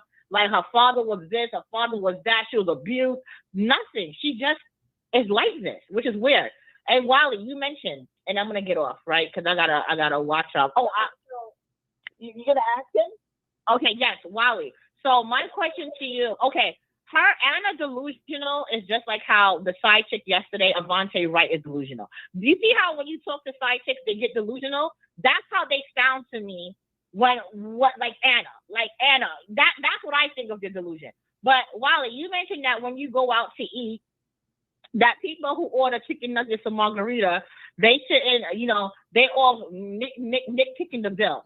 Let me tell you this, okay? And this is for everybody. Anytime you're going to a restaurant, what I do is, one, I look at the menu before I go to the restaurant.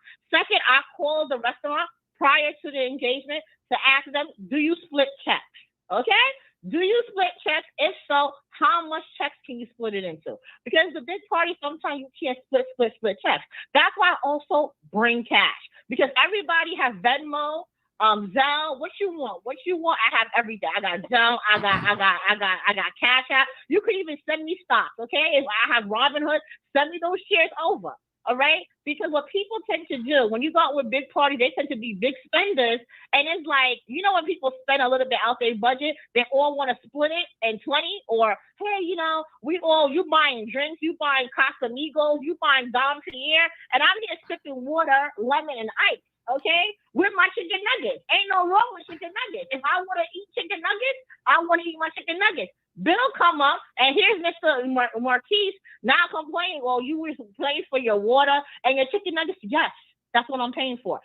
Real ballers don't complain about the cash that they have to spend. Broke people start nickel and diming and want to extort people to say, well, let's split it 15 ways. Did you enjoy your drink? Yes, you did. I did not enjoy. Did you offer me a sip of your Casamigos? No, you did not.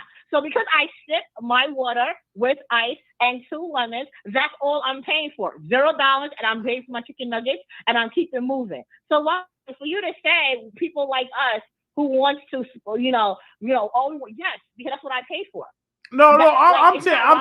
I'm saying like, if that's all you order, I'm talking about the people that order all the drinks and all, and then you're gonna act like, well, I just had chicken nuggets and a Sprite. Because I've been at a table. I remember years ago, me and my friends, we all went out to what was it? Not Waffle House, Denny's. We went to IHOP. And the man was one of the men that didn't want to really pay like that. I thought the man had money. Oh, I had the special. And I'm like, dude, you eat all these pancakes, sausages, and bacon, and all this stuff was going back to back to back. Pony up the money you'll share. So so that's all that we were saying about it. We don't want people to be okay. So yes, I did have friends before. When I had my high school reunion, we went to Applebee's. You know, Applebee's ain't expensive. Okay, you could get like 2 for $10 or whatever. And I'm the person that will tell you how much you're paying the bill. So when the waiter comes through, you send it to the Voice of New York, because I'm calculating everybody down to the tip and the taxes, because the taxes everyone has to split, right? You know, when people just say, "Oh, my drink is $5.99, my food is $16.99." Okay, yeah, that's cool, baby boy, and baby girl. But the tax is $50-something.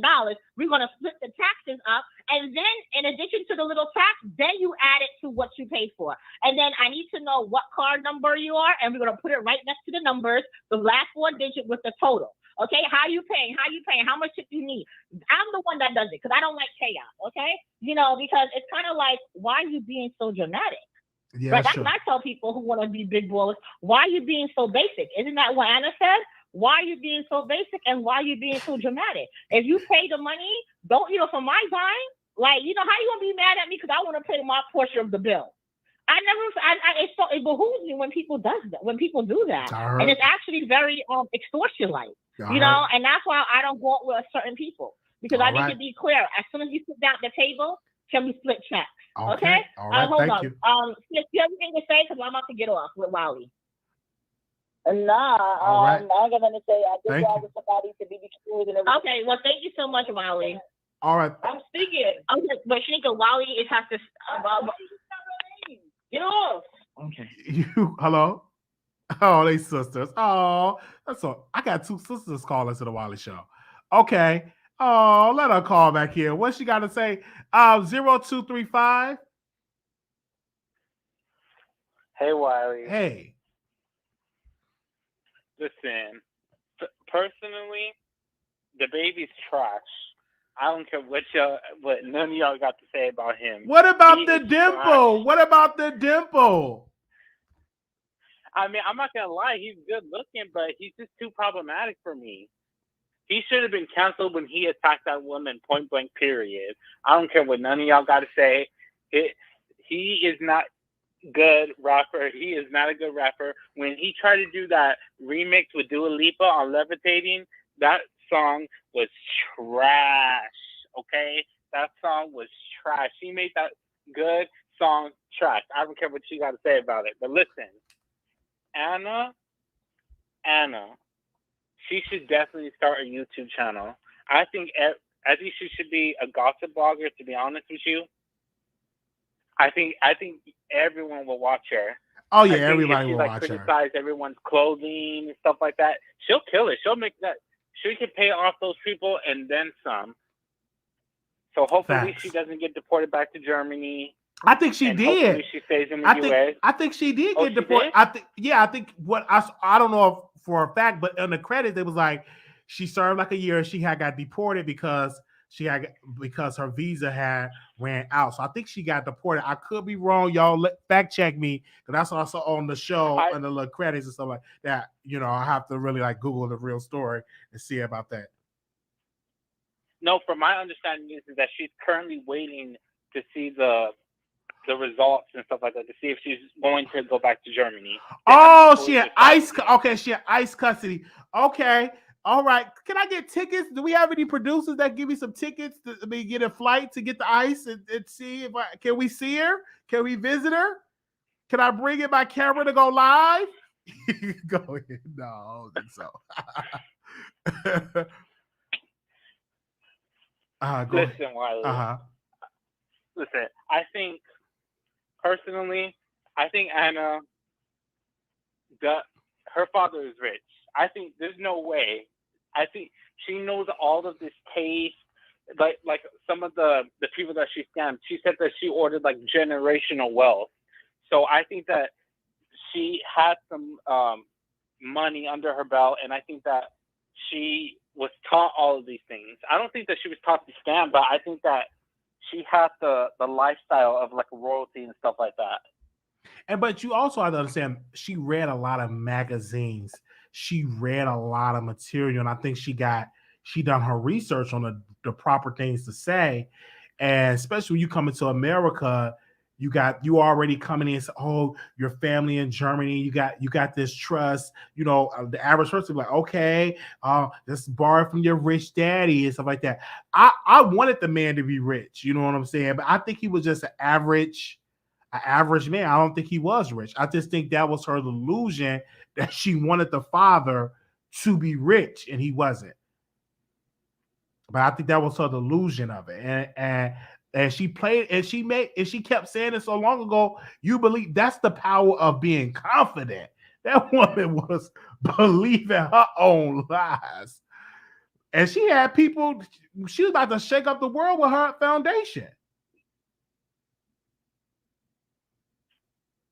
Hello, you still there? I'm sorry. I mean, I'm still there. I mean, it's just crazy how close she got to getting all this without the proper credentials and stuff like that. So it's really crazy to me. All right. Thank you. Okay. That's like I said. Bye. All right. No. Thank you, brother, for calling in. He always calling. And I think he always call in. I love that. I love that we get the new callers and calling and stuff like that. Anonymous, live on air. Hey, and don't forget when the rich white lady sent her to go pick up some stuff out of Bergdorf.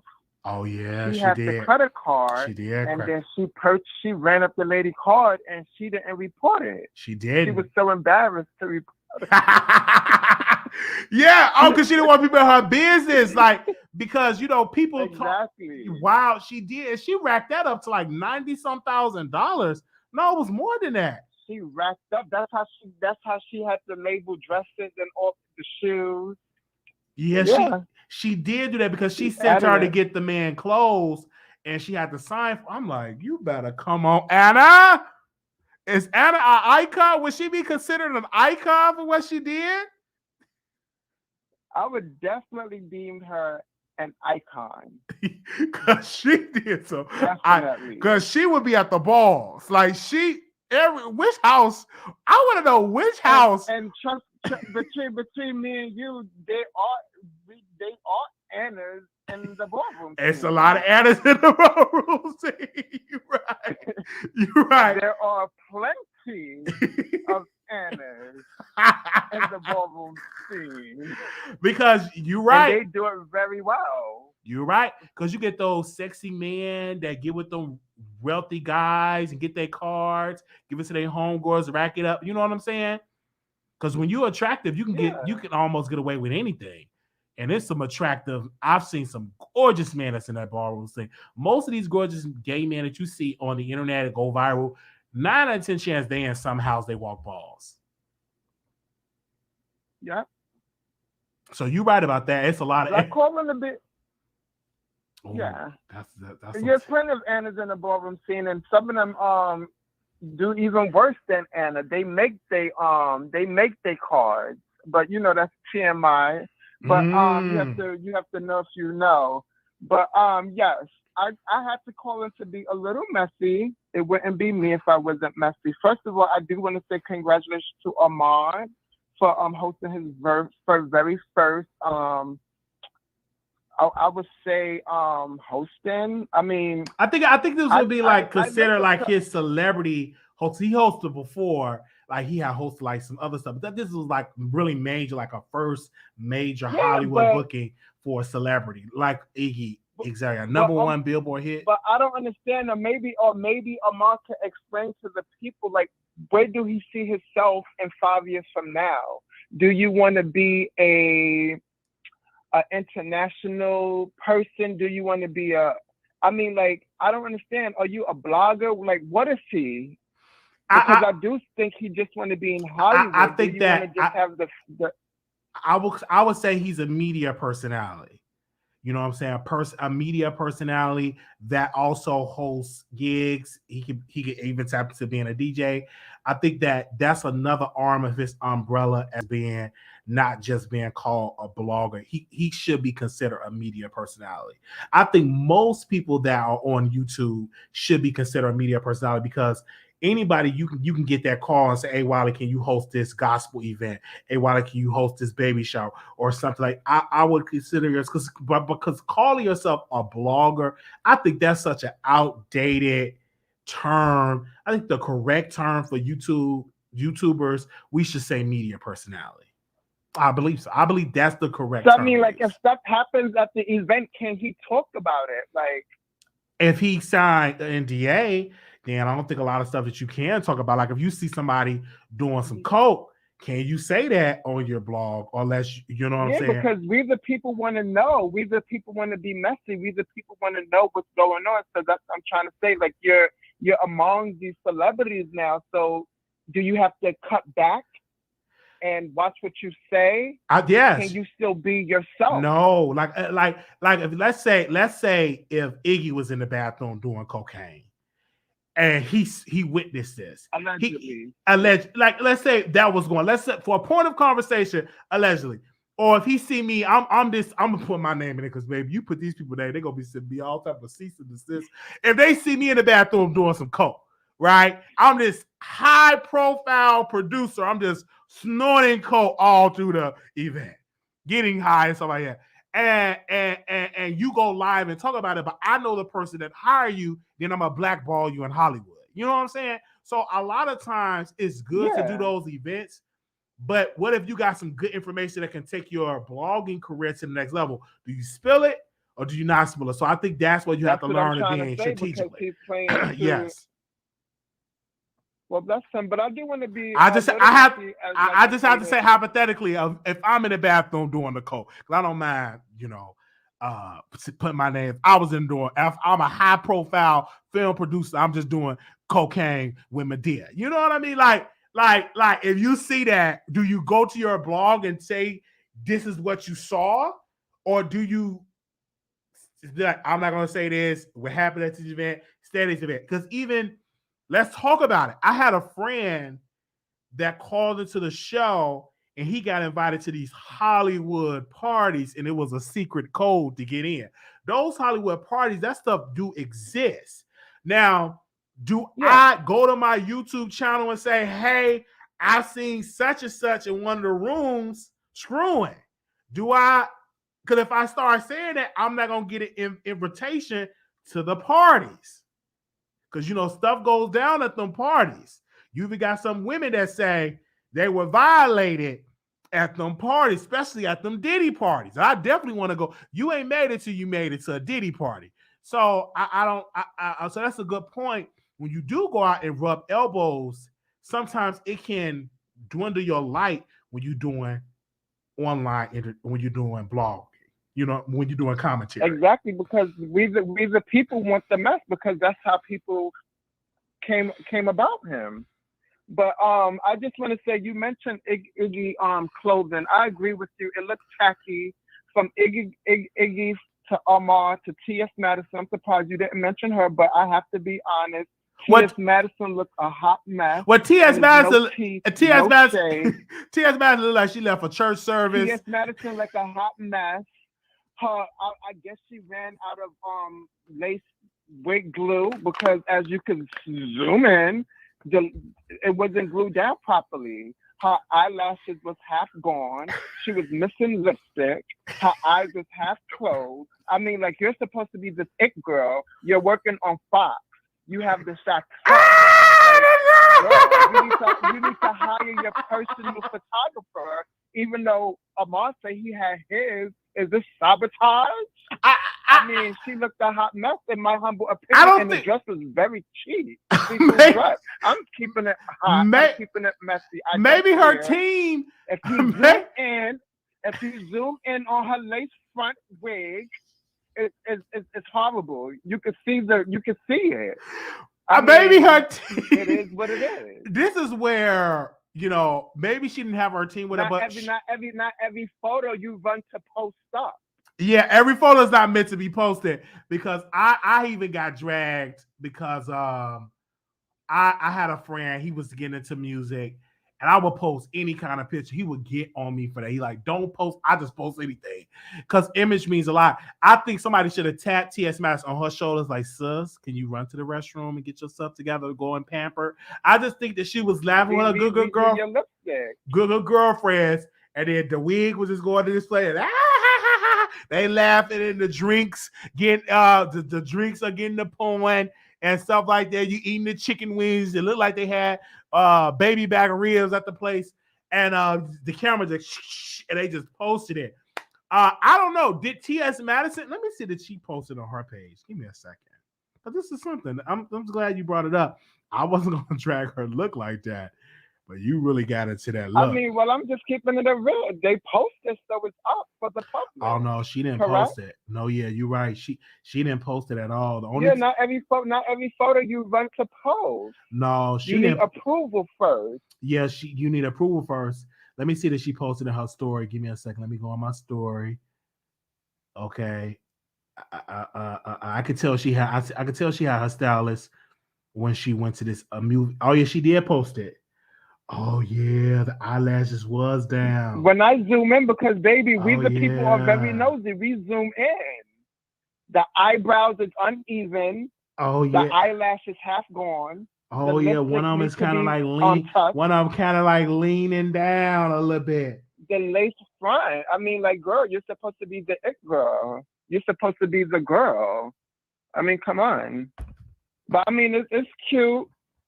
It's cute or whatever it is. I think, like, if you look at her from a far distance, it doesn't matter. It's like if the picture's out and we're zooming in.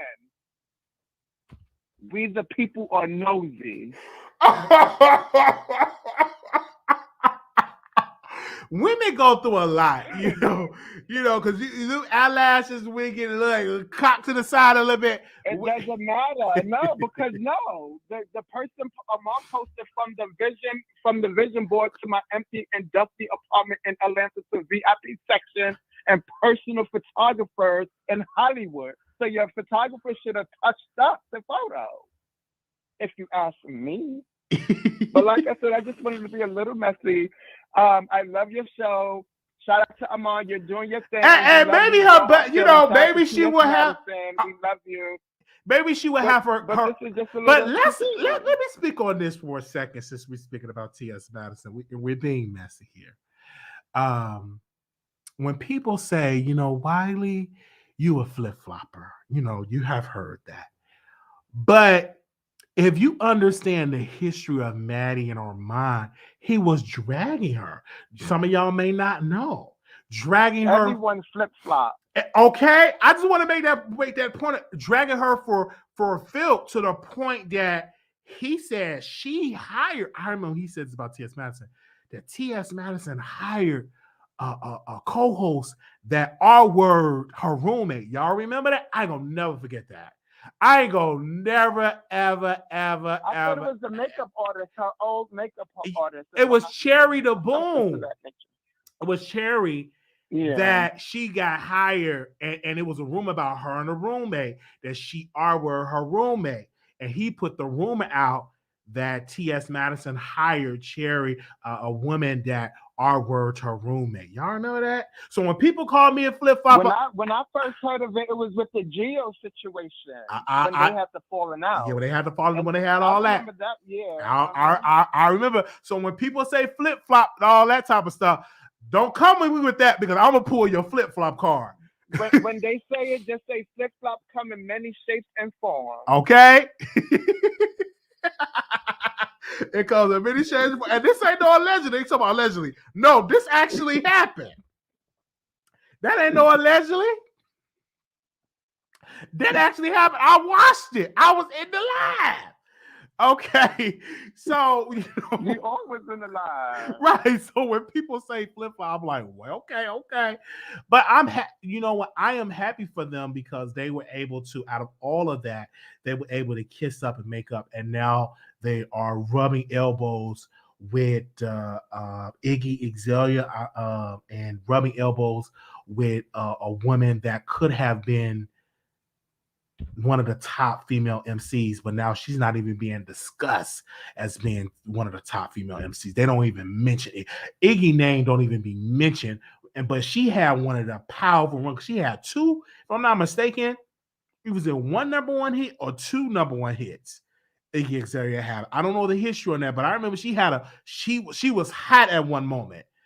She was out before Megan was out, but she don't be discussed now. So we're gonna see how this run gonna be. Go ahead.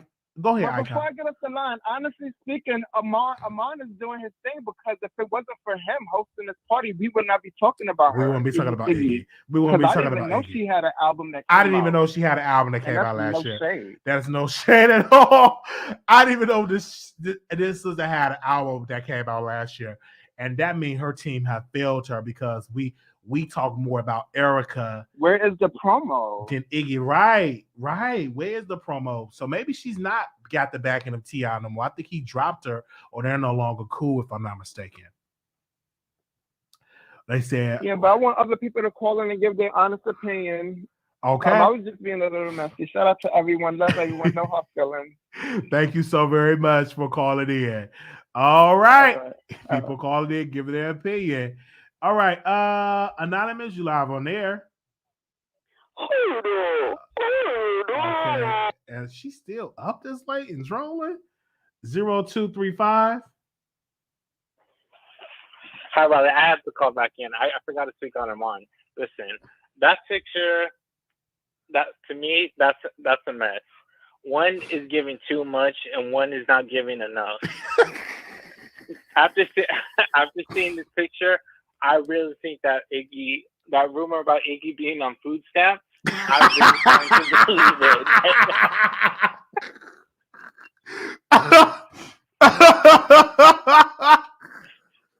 Now they said she on food stamps. Oh my God. I know she got some baby daddy trouble because she's supposed to be with some dude. We don't even discuss his music. I forgot the dude name that she went. Really? Yes. That picture's a hot mess. I feel so embarrassed for Armon. Like he dressed up just for someone to look like just got out of bed and not even put on the correct amount of makeup. Like, come on now. Come on now. He look like he ready to host, like really get on the Grammy red carpet. And Iggy look like, listen, I just came from the grocery store. I'm here for my event.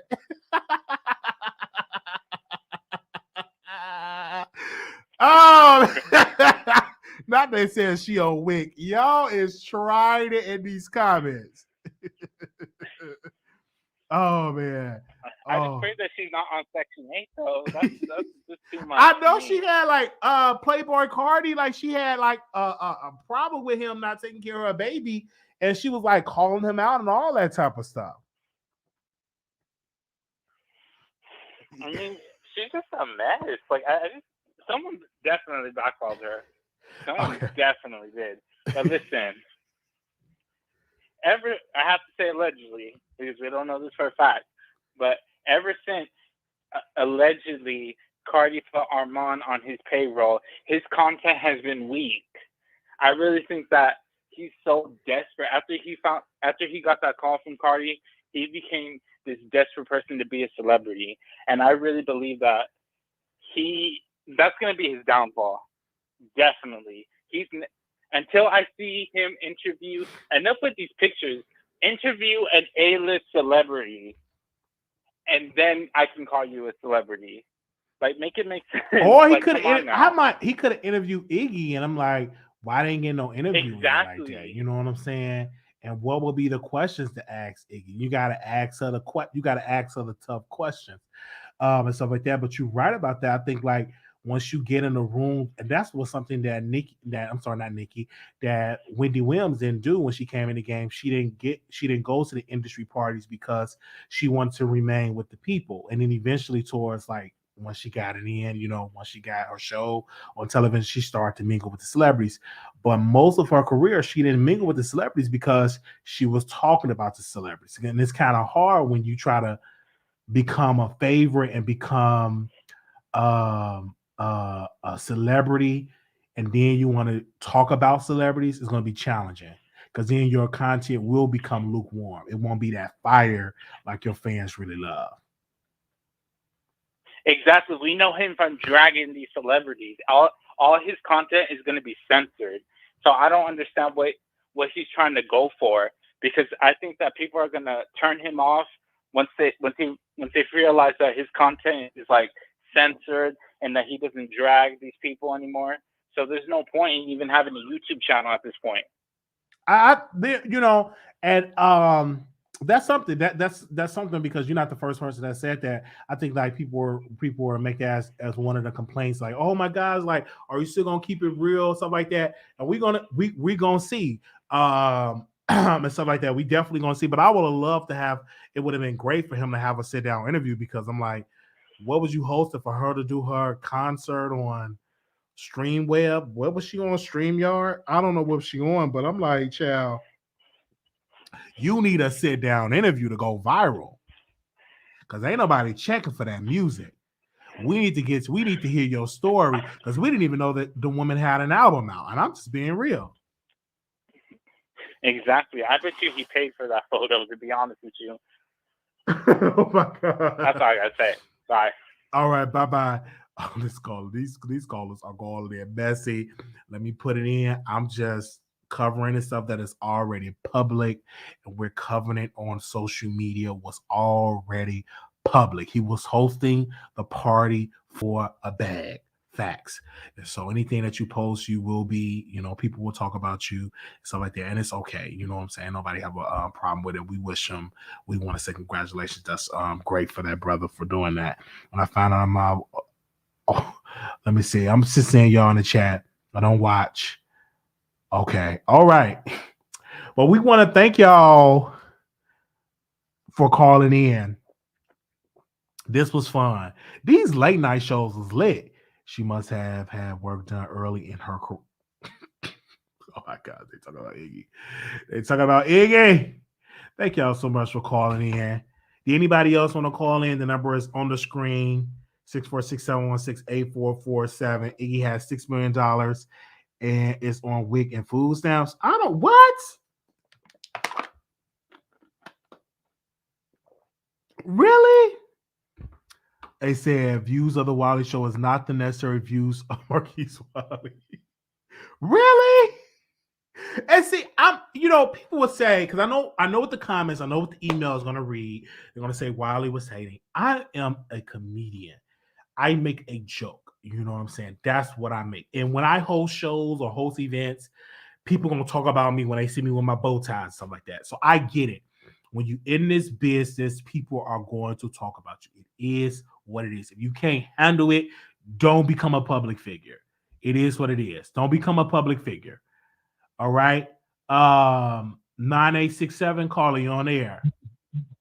Hey, Wiley, this is voicing you. I had to call back in. Sorry, I hung up. Like my cousin and my sister was in the background yelling at me. Okay. But yeah, Wally, I just want to know what's going on. Like, if you had to host an event with a celebrity, who would you want to host it for? Because, like, are you trying to also go to Hollywood? I don't even know if I want to name my celebrity public because the spirits will be out there. But I would love to host a wrestling event, host something for WWE. I would love to host something for Trina Braxton, something with the Braxton sisters. Wait, Trina? Yeah. Like, Trina Braxton? Yeah, Trina Braxton and Tracy Braxton. I would love to host and interview Tracy Braxton and Tamar Braxton because I like Tracy album. I feel like people wasn't giving her respect when she did her R&B album. It's the one call, all of it. Okay, it's that one call. It's the one call. Okay, people want to put respect on Tracy. Like, go listen to Tracy album. Like, put some respect on us, just the Braxton sisters. And I have a little thing when I first started, like, my show back in 2011, 2012. We had interviewed Trina Braxton, and it was when the Braxton Family Values first aired. She came on our show and she did an interview. So my heart is always with them, and there's so many other celebrities I would love to have a conversation with and host an event with. And yeah,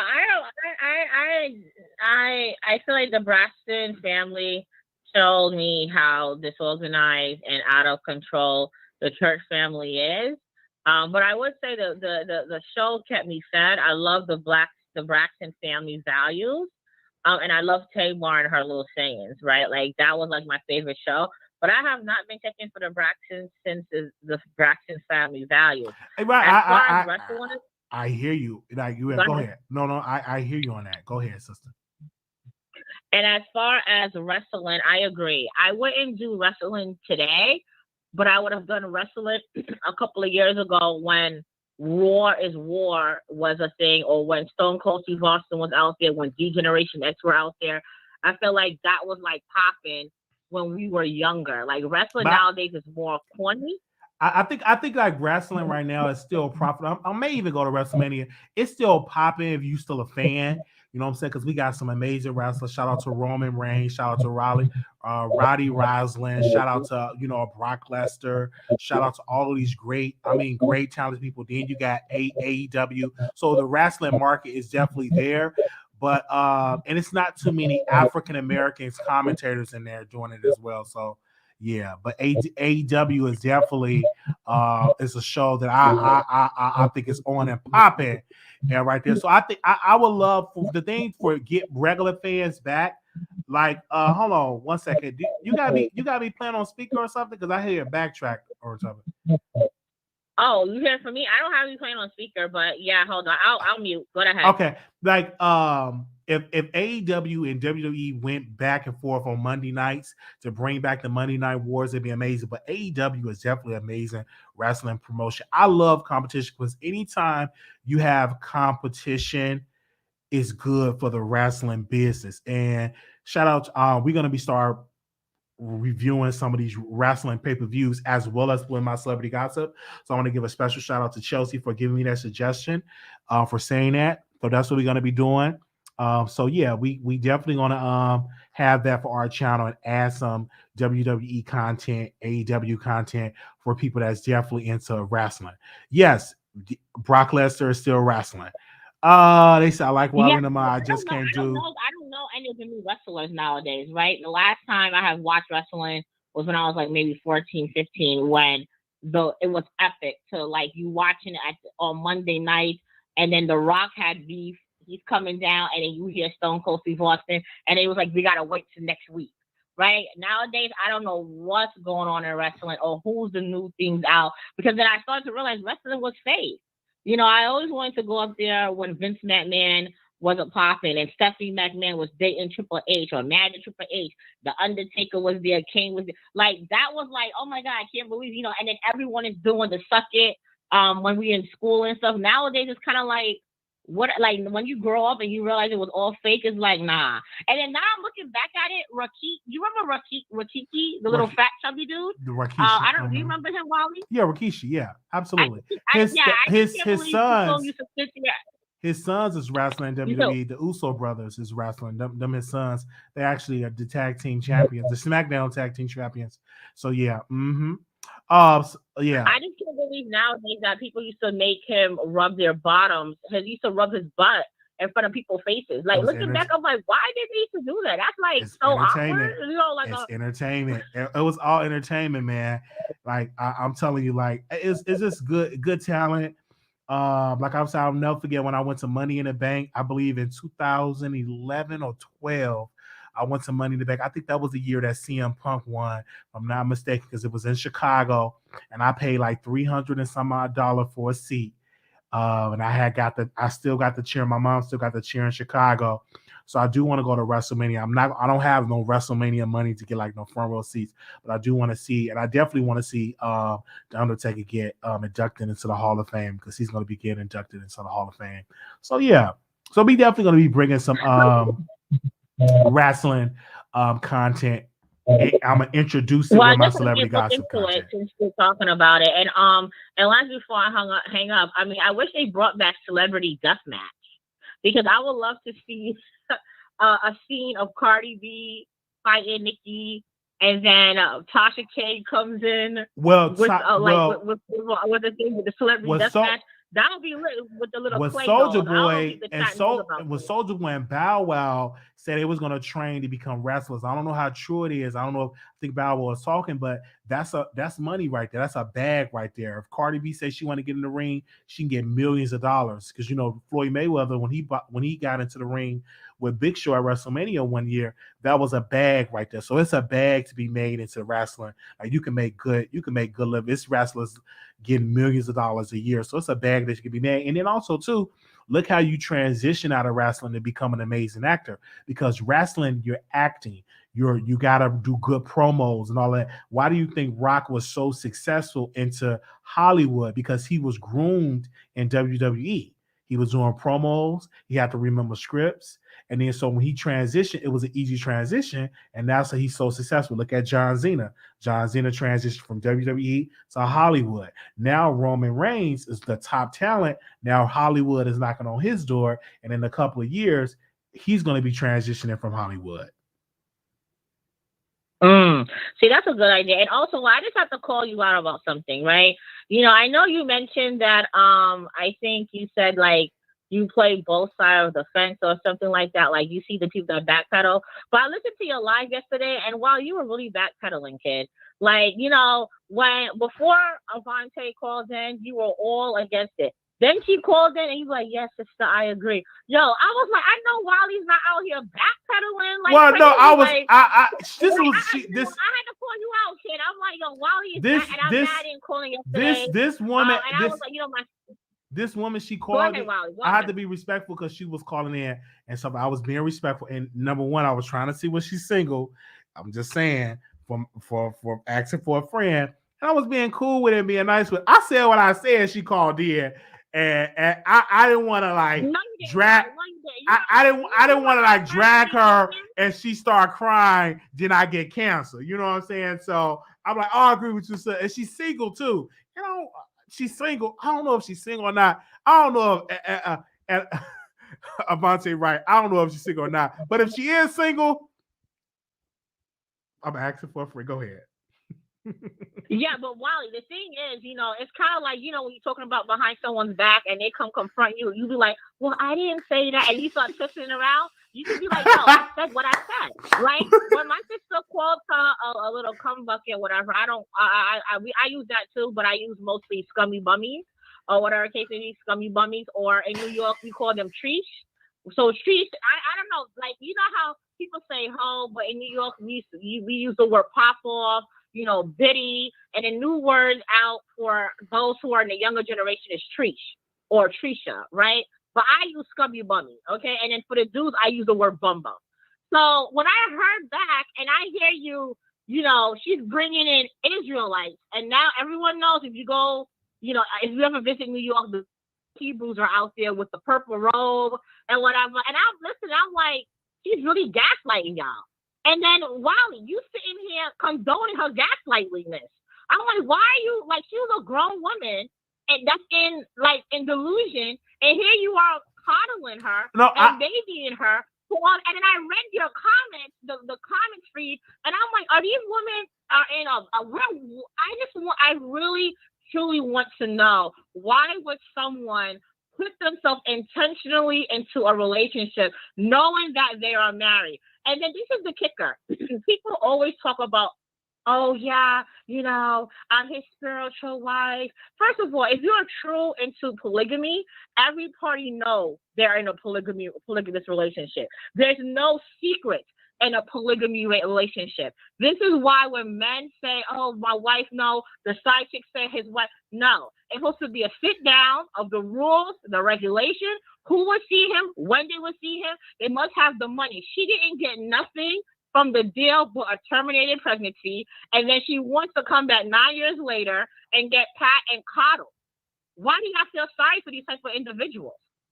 Like, and people say, oh, you have to blame the men. I do. But there won't be no the men can do whatever, but it takes the woman to condone their behavior. And isn't it disgusting? I was like, oh my God. And then to hear you, Wally, you have her calling back in. I was like, why is she calling back in? Avante, we don't agree with you. There's nothing for you to call back in for. And here you say, yes, my good sis.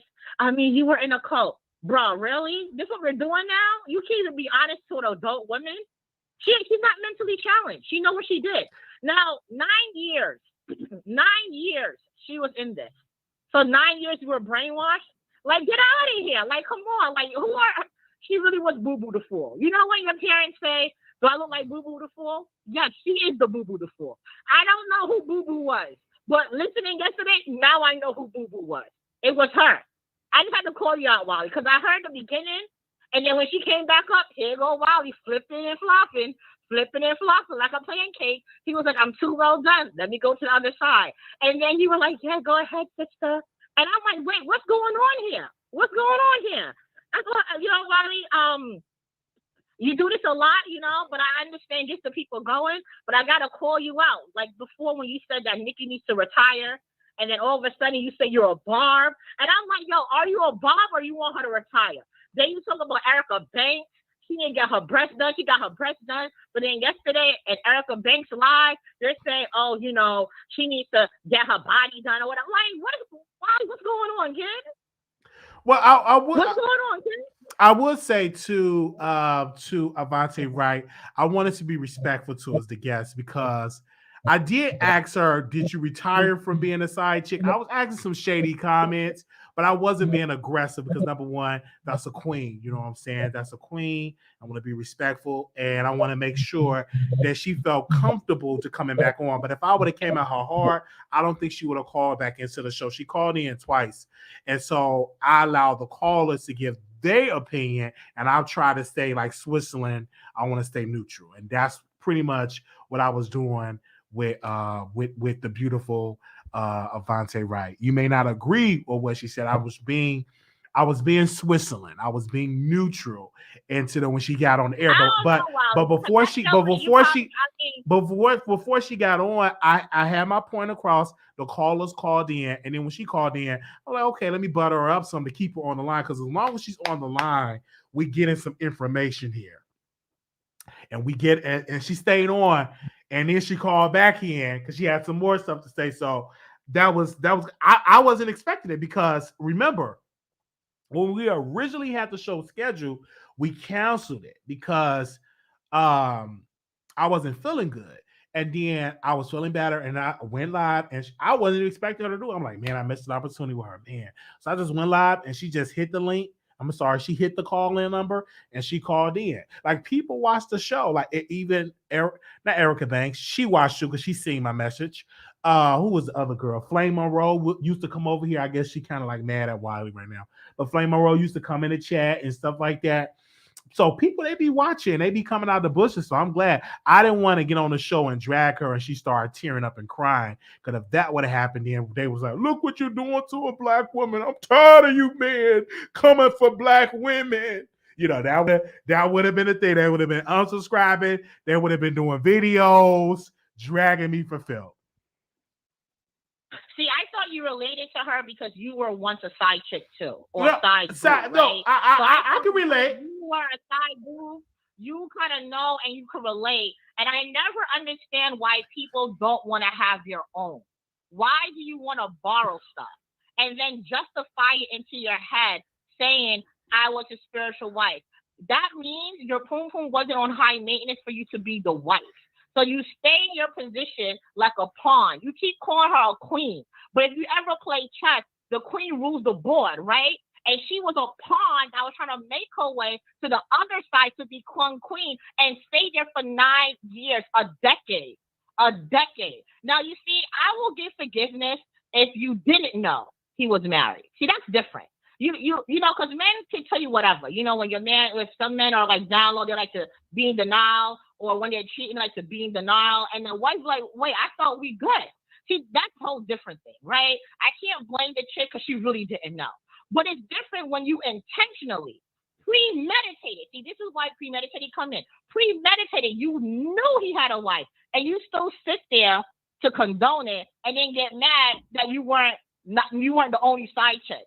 And then you're sending gifts to the wife like a big old dummy. And then now you mad and you trying to make us, oh, you should know, I'm sure women have been through this. No, I haven't. Speak for yourself, ma'am. Don't put your stupidity on other women. Don't put how you've been bamboozled and then now you're using the Lord. See, this is another thing. People use church justification. First of all, they're Israelites. And with polyamory, with Israelites, you're supposed to know you're in a polyamorous relationship, okay? Don't try to pretend like you're in a Charles Manson type of cult thing. I don't know if people know who Charles Manson is or Mason is, like the serial killer. They were in occult stuff. Well, I want to say for me, when I was dealing with a married man, he was a pastor. His wife was a singer, and she was traveling.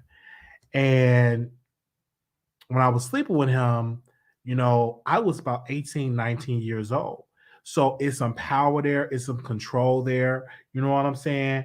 And I dealt with it. Now, he was a pastor. He should have known right then and there, okay, I'm not going to deal with you. You know what I'm saying? He was a 40-year-old man, you know, that I was sleeping with. So I really can't come at her hard like that because I've been in those shoes. I've been messing with a married man. I've been there, done that. And then once he went on to work or whatever, then there was another dude in the kitchen getting his sermon together. Then I got on my knees and licked on his corn on the cob. And he was a minister out of a Baptist church in Chicago. So I was very wild in my 20s. So a lot of times when I come at her, sometimes I have to be reminded that I was a side piece, that I was a cheater. So what you're doing, singing scriptures, the Lord is my shepherd, I shall not want. First of all, when we're younger, the reason why I still hard for me to wrap around this, when you're young, as soon as you know to steal, your mom will tell you stop stealing. You know when to stop cursing. You know certain things are wrong by behavior, right? We all know if you're in classroom and you're cheating, that's a problem. So we know what cheating is. We know what cheating does. So for you to know that someone is in a relationship and you purposely put yourself into that, what was the gain for you to do so? Is it the thrill? Is it the fact that you think you're going to take the place? It was for me. What were you getting out of the stuff? For me, it was a thrill. Like for me, he was a pastor who, you know, then I'm in the same bed. I could still smell the wife's scent. That all turned me on. You know what I'm saying? Or maybe he'll leave me for that. And I didn't think that he would leave me for his wife. No, I was just intrigued that the sex was amazing and stuff like that. And I was attracted to like married men. And you know, you have some people out here that's attracted to married men or attracted to men in relationships and stuff like that. And I was much, much younger. Would I do it now? No. It's less drama, less peace, and all of that. But that's what I was doing back in my, you know what I'm saying, in my 20s. I was wild. My 30s, I can proudly say, well, didn't get idea dealt with my roommate's boyfriend, so I'm not all the way delivered. But I just have that attraction. I don't know, and you know, I'm doing good now, but I can't come down on Avante Wright because I once was in her shoes. Okay, but 9 years, that is no justification. There's nothing she can say to feel vindicated or to feel like, oh, I'm not. First of all, why are you coming out now, girl? We don't care. You 40 years old. Why are you saying this now? Okay, you wash up from the 90s or from, you know, being what's those girls called, like the Melissa Fords or stuff like that, like those little girls. And then you know, you decide, first of all, you don't even like Boyz II Men. You like Jodeci, which shows me what kind of woman you are, because Boyz II Men is much better than Jodeci, okay? Jodeci's for the hood dudes, you know, the little hood boogers, but Boyz II Men is like, I want to make love like soap, you know, like it gets the mood right. But then why now? Like, why do you feel like we care now? Are you trying to get a one-up on the story? Because you just look like a fool. Write a book about it. And things of that nature. And Wiley, the fact that you said you got to turn off of it, that means like you knew it was wrong, but you knew it was wrong, but you still enjoyed the thrill. Have you never once asked, like, or thought about, and this is one thing I always not want to know, one, this person's exposing their significant other to STIs and things of that nature, and then swapping fluids with me, swapping fluids with their wife. If I was the wife, would I want to be treated that way also? You see, this is the problem. And then people want you to feel remorse for you or for individuals when things go a certain way. You know, it's kind of like doing to others what you want others to do unto you. But I know that some individuals just have a trash type of way of looking at it. For me, it wasn't that deep. I just liked the sex. You know what I'm saying? It wasn't that deep. But there's many people. And I understand. Again, I was... First of all, I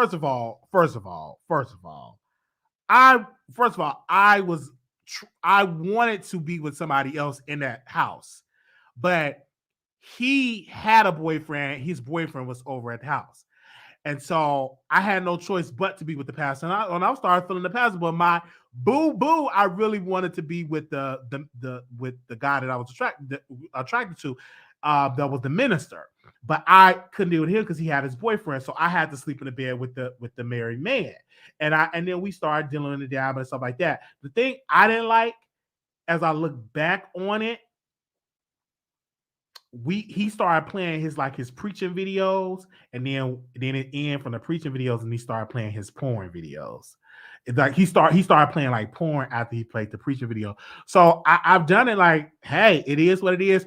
I don't regret it because it taught me to be a better and stronger man and stuff like that. But I did those things. I you know what I'm saying? I just did it. I didn't have no class. I just didn't care. I did it. And then once I dealt with him, then he went to work, and then a minister friend, he took his boyfriend to work, and then me and the minister guy got it on. So I just... What kind of church did you go to, Wiley? You got the pastor?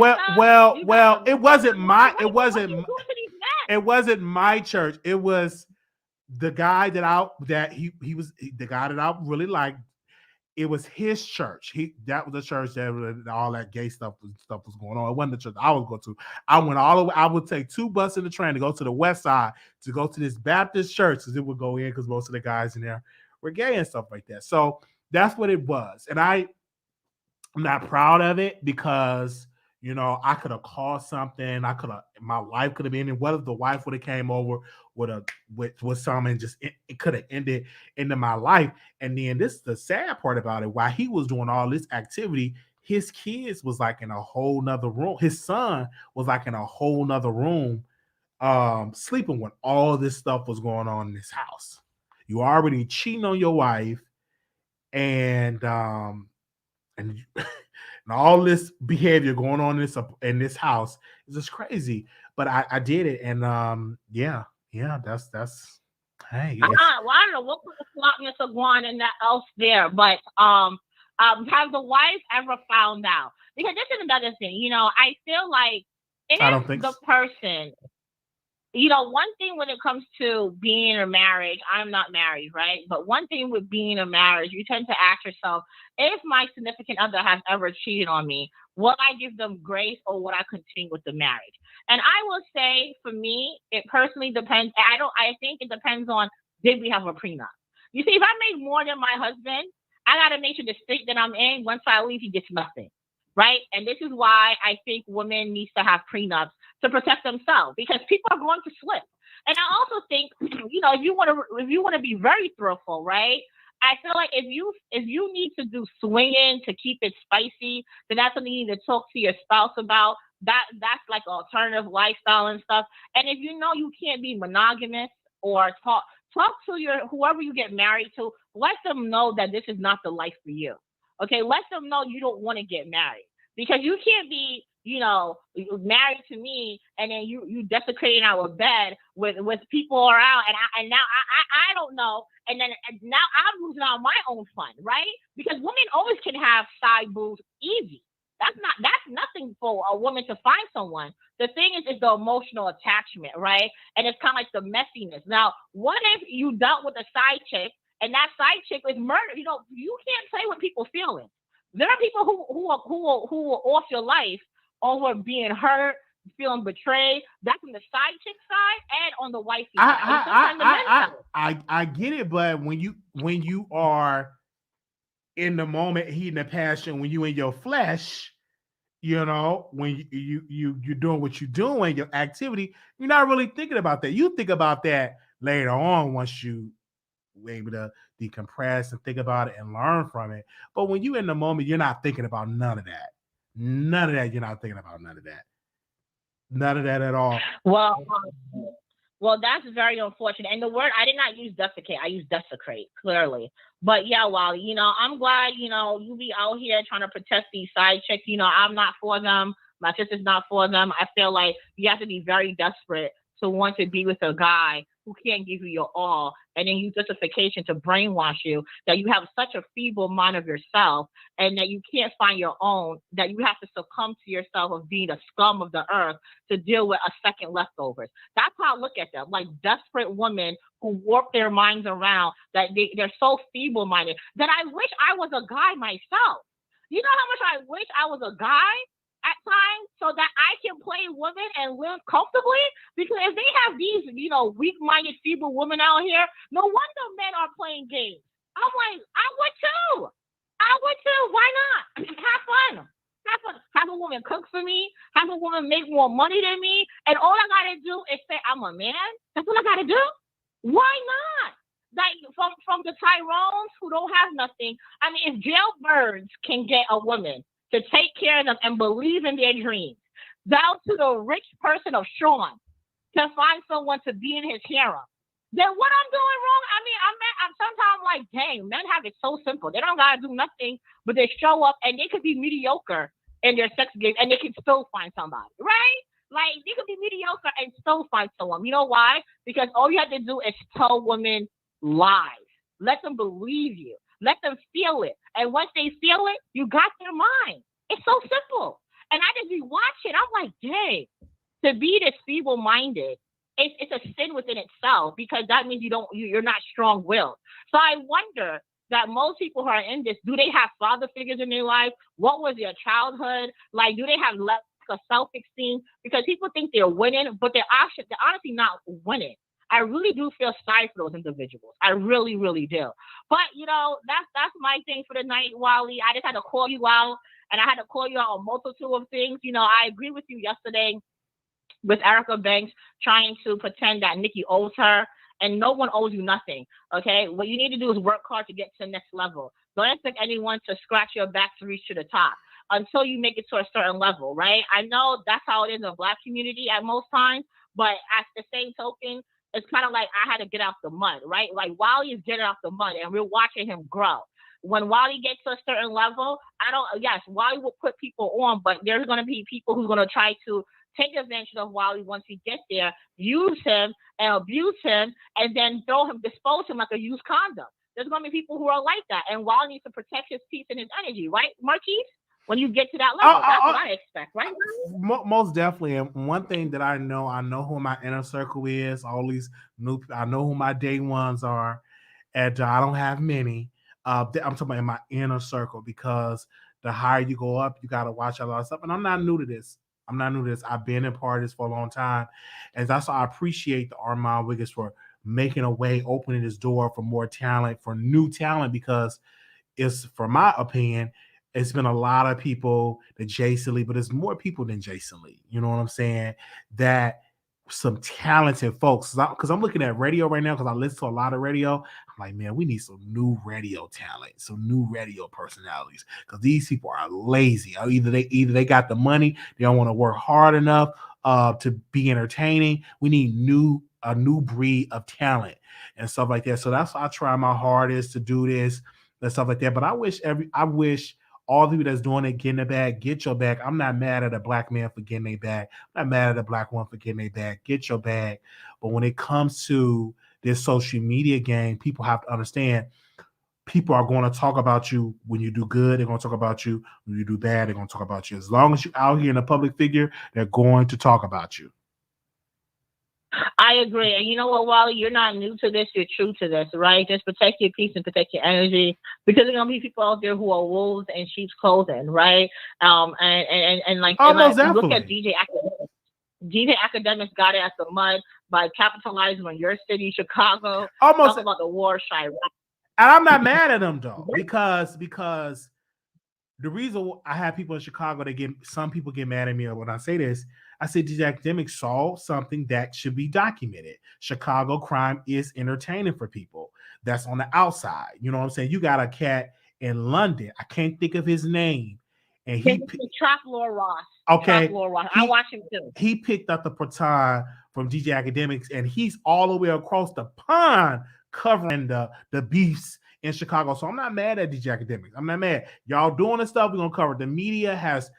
White media has been monetizing off of black on black crime for decades. So if a black man wants to cover or talk about black on black crime, go ahead, bro, do your thing.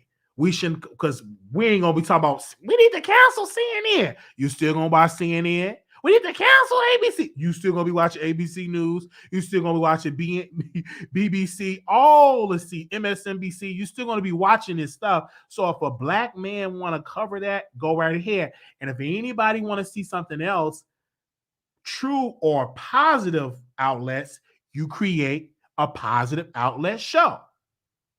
It's just that simple. And support them positive outlet brothers that are out there. Because it's some positive channels out there. They don't get that many views like that. These positive outlet channels and stuff like that be doing community events. They don't get that many views like that because, people say they want positivity until it come and hit you in the face. Oprah Winfrey tried to do positivity television. And the black folks and the white folks didn't watch it. Neither did the black folks. The black folks didn't start coming on their own until she got Tyler Perry. I'm just saying. So y'all, people always go, where the positive stuff? Where the positive stuff? Then the positive stuff, come on, you ain't nowhere to be around. But when the drama and mess going on, you right there watching it all. I agree. And you know what? But I think what's really disheartening is that it takes people who are not black, who's not even in that community, not from the community, had never lived there, to capitalize on the walls of the backs of what y'all have to go through, like it's a caricature, right? Like, this is not something that people should, we should know about it, but I feel like it would be more of a connection if those stories came from those people in the community. Because they're getting bread. They're getting millions of views and subscribers, right? Don't get me wrong. I watch it too. I'm not going to lie, Wiley. I watch the videos of Cabrini Gardens. I watched to learn about the BDs versus GDs, because honestly, I didn't know it was like organized like this. We have gangs in New York, and I'm like, and of course I live in a more Crip area, right? And when I know those guys who are, most of them are dead or incarcerated, right? From when I know them before they got into the games around like 12, 13, when they started the recruitment. And I'm like, why y'all doing this? This is when you used to flag and you used to put the blue flag in your left back pocket, right? And you used to have like the beads around your neck. Now they don't do that in New York City as much because the rules are true. It's like a lot of things going on that I don't even know, okay? And I asked them, like, why are you doing this nonsense, right? Like, what? A lot of them didn't have a father figure. Their mom, had to go to work. Secondly, they had no choice because everybody was in their building. Like, everybody was gang, that everyone had to be gang. And it was like, we're more than that. We do this. And I'm like, y'all not no fraternities. Y'all out here, like, I can't even celebrate New Year's because y'all shoot up the block. Like, I can't even tell. Well, the reason why I didn't want to cover it and get so involved, because I have family members that still live in the streets. I said, you know what I'm saying? And I don't want to put them in a bind like, oh, your brother out here covering this and blah, blah, blah, blah, blah. You know what I'm saying? And that's why I don't really cover it like that. Because I could bring cameras and cover it and get inside information.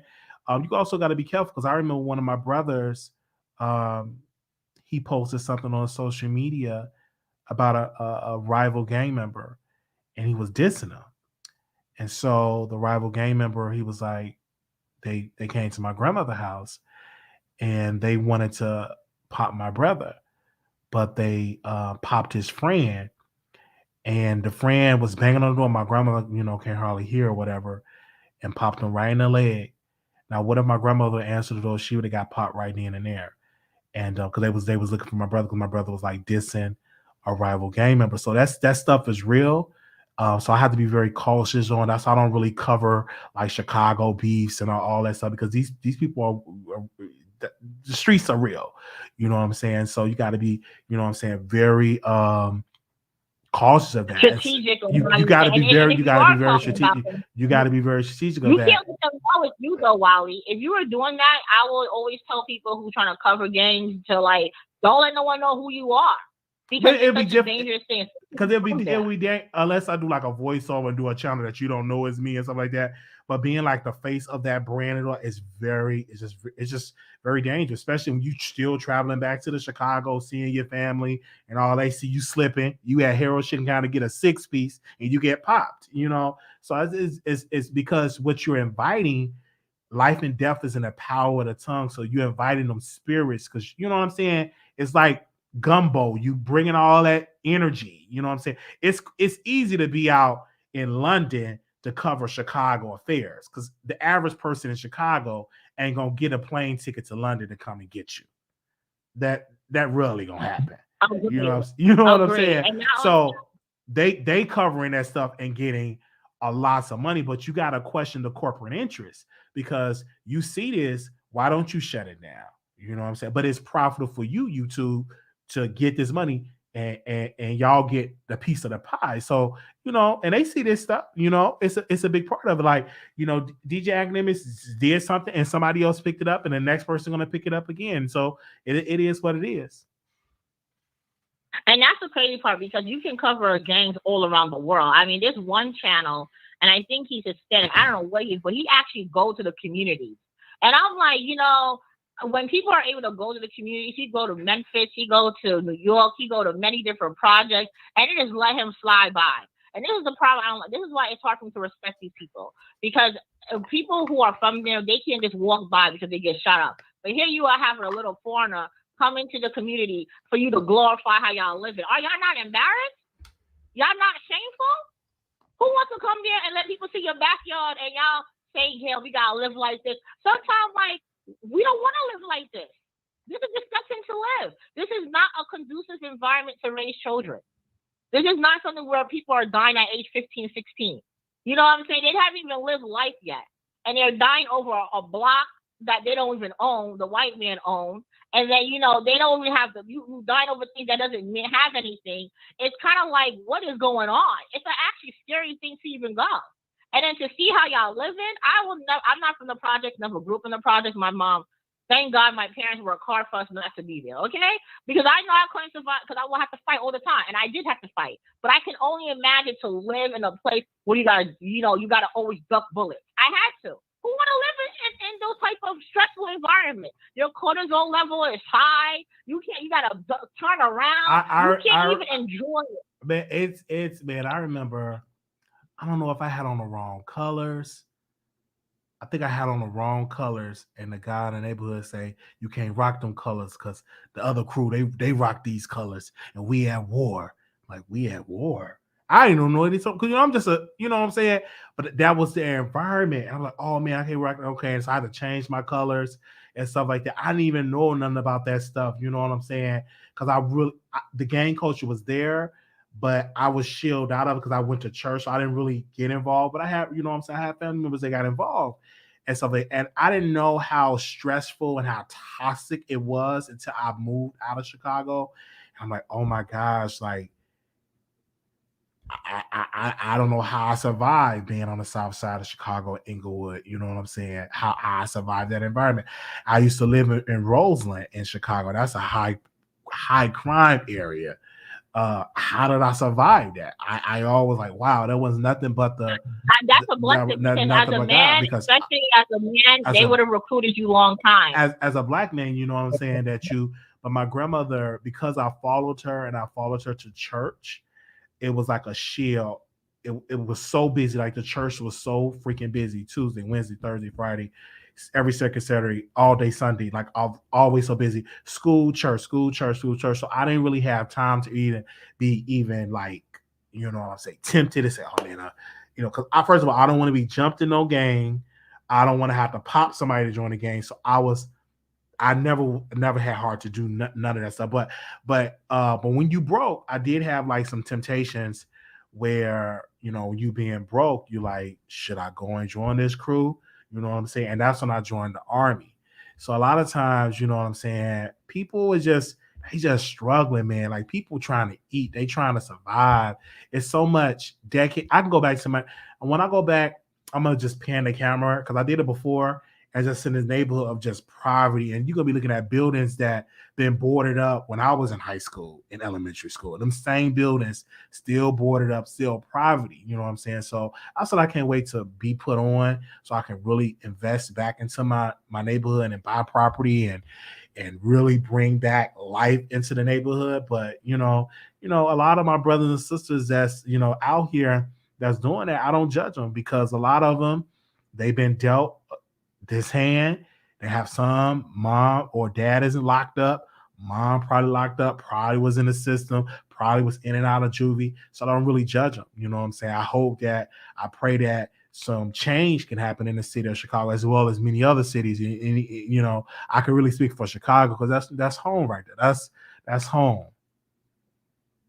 And I had no idea Chicago was ever like that. I mean, it really sparkled my eyes. I'm like, dang. And I would say remember like one of my friends, her sister was jumped in by some Bloods, and because we're from a more area, they was going to jump her into Bloods, and she had no choice. So to this day, she has like they then burn her with a cigarette. It's like in the triangle, and it's like on her upper arm, right, and like in a 3, and she got burned there. So she still has it to this day, but she had to move to a different state. Okay, and she has a tattoo there, but it's kind of like she had no choice. And I'm like, you really don't have a choice in some instances, especially if you're a guy. See, I wasn't going to be recruited to be a Blue Diamond, which is a Crip girlfriend, or Ruby Red, which is a Blood girlfriend. I'm like, look, I'm trying to go to school. Y'all lame. Okay, I have bigger dreams. We trying to get stamps in the passports. And I had parents who were very strict and from a Jamaican household, so I just didn't see it appealing.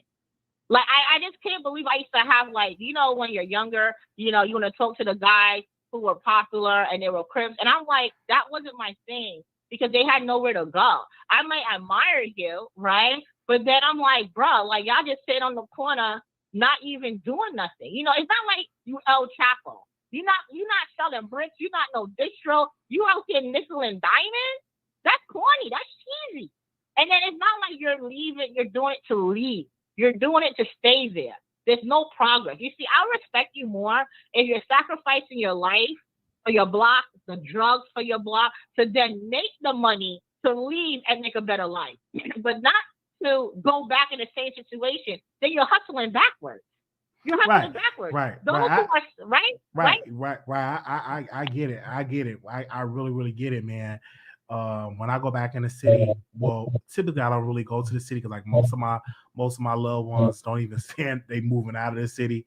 They living into the suburban life, and it's just so sad because Chicago is one of the most beautiful cities in the world. You know what I'm saying? I do miss home. I just don't miss the dysfunction. I don't miss the violence, but I do miss the community. I do miss because I miss some of my old neighbors. You know what I'm saying?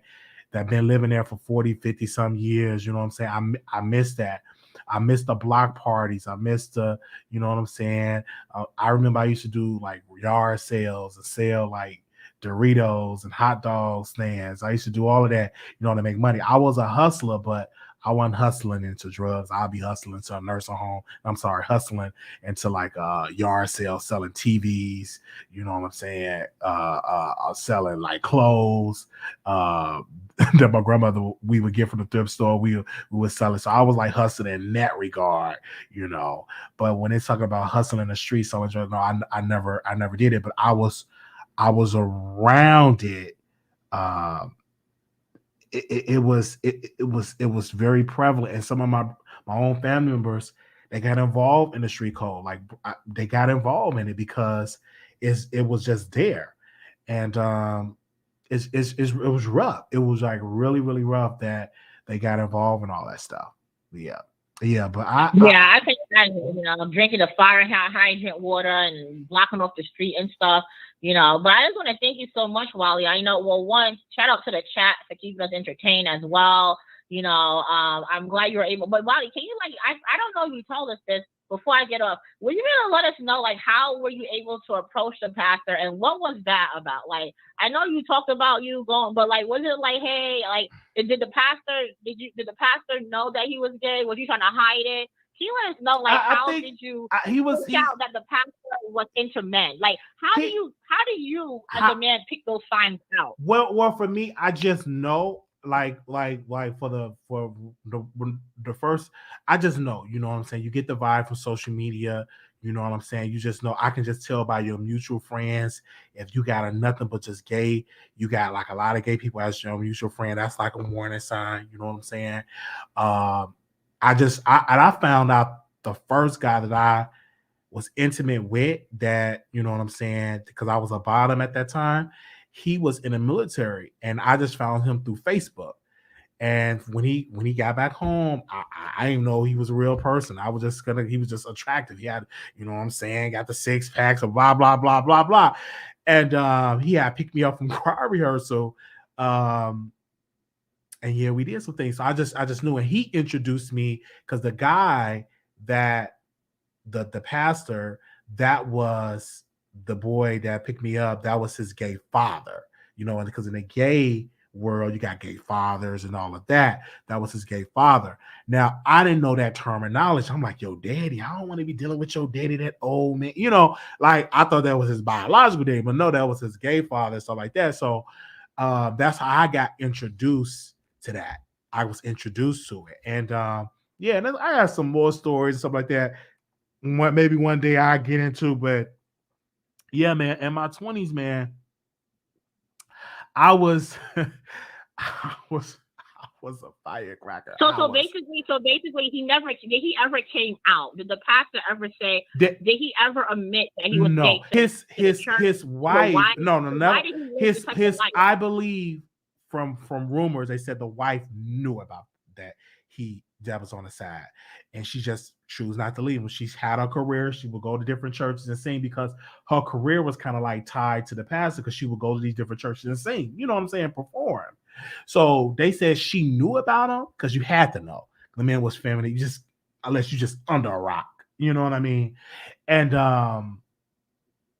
but she would get these engagements, and it's kind of hard if a woman leave a pastor, then you kind of get shunned from the church. You know what I'm saying?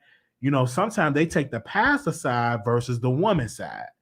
So I understand the reason why. I don't know if they still together today, but if it won't surprise me if they is, because that's your security and all of that. So, but I was young. I was young. I was in my 20s, and I'm not even gonna get into the stuff that I did before I was in my 20s. I'll talk about that on a whole nother day. But yeah, but that's what so I don't think maybe his mannerism or something. Me as a straight woman, heterosexual cisgender woman, how would I know if whoever I'm dating or with, if he is betting for the next team? But you, someone who you kind of no. But how would I know?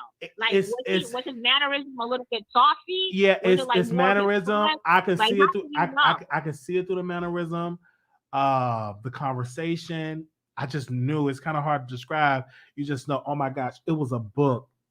Hold on, let me see if I can Google this book I read, because this was about a first lady that husband was gay.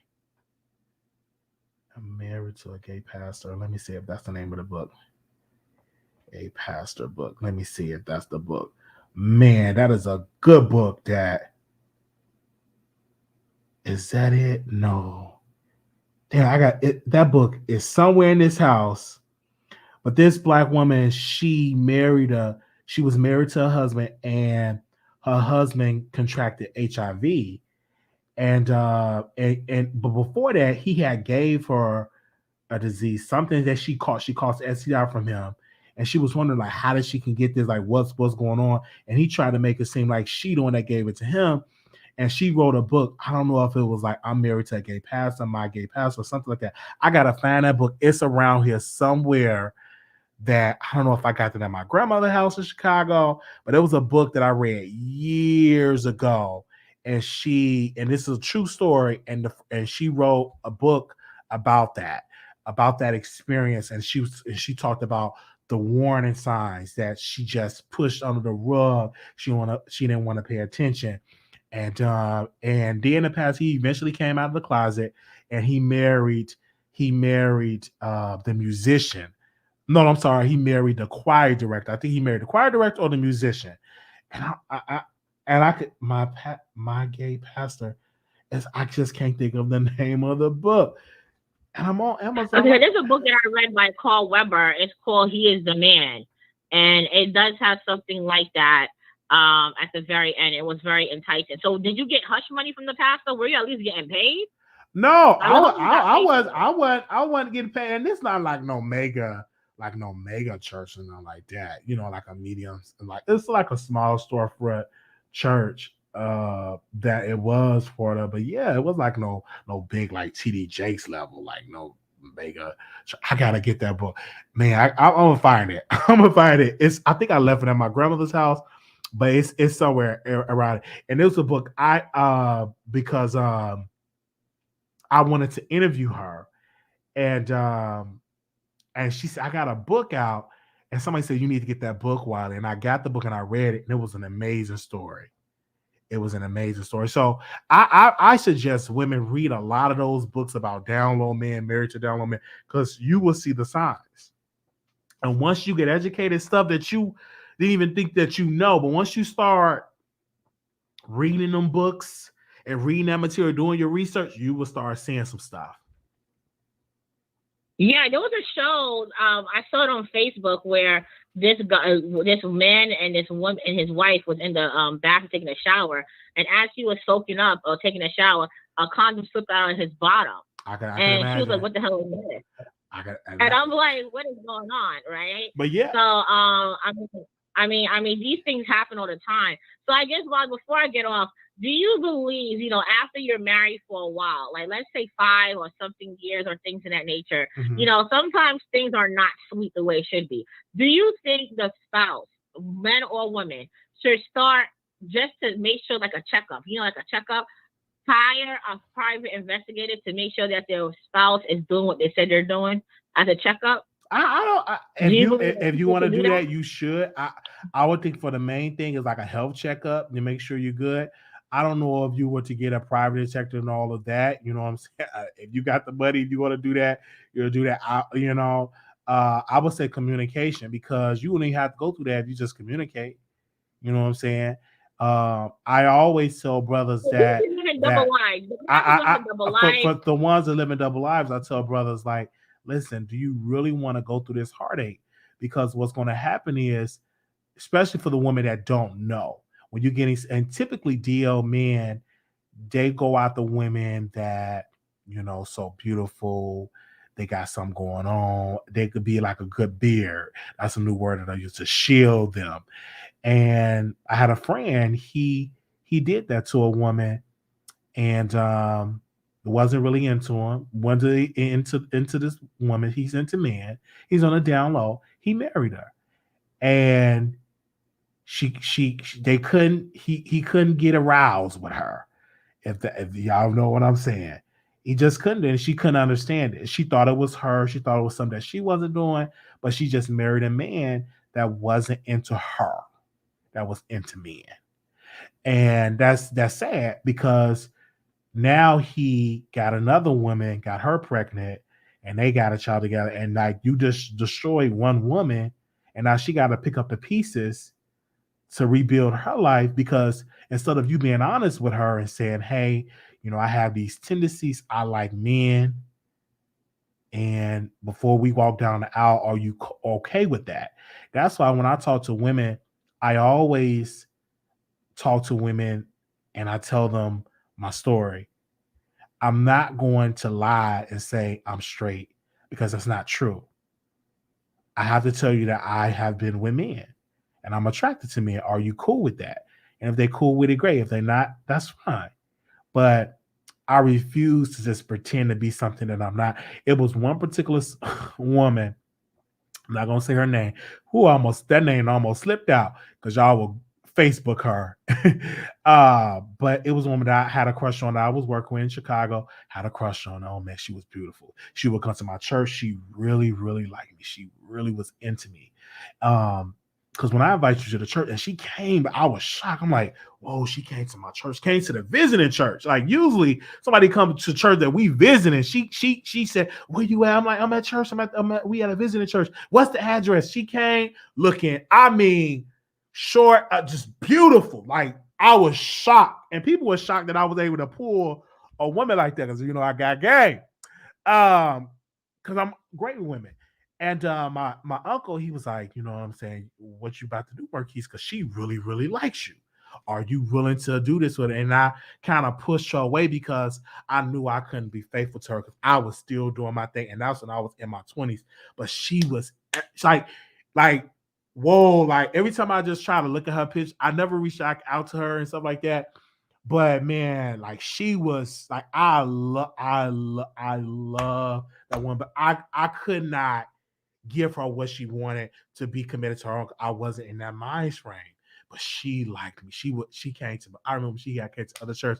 The ushers had to give her like a sheet to put over her, because like she was thick. Like, you know what I'm saying? She ain't know nothing about no church, but I was in church, so she came to the church.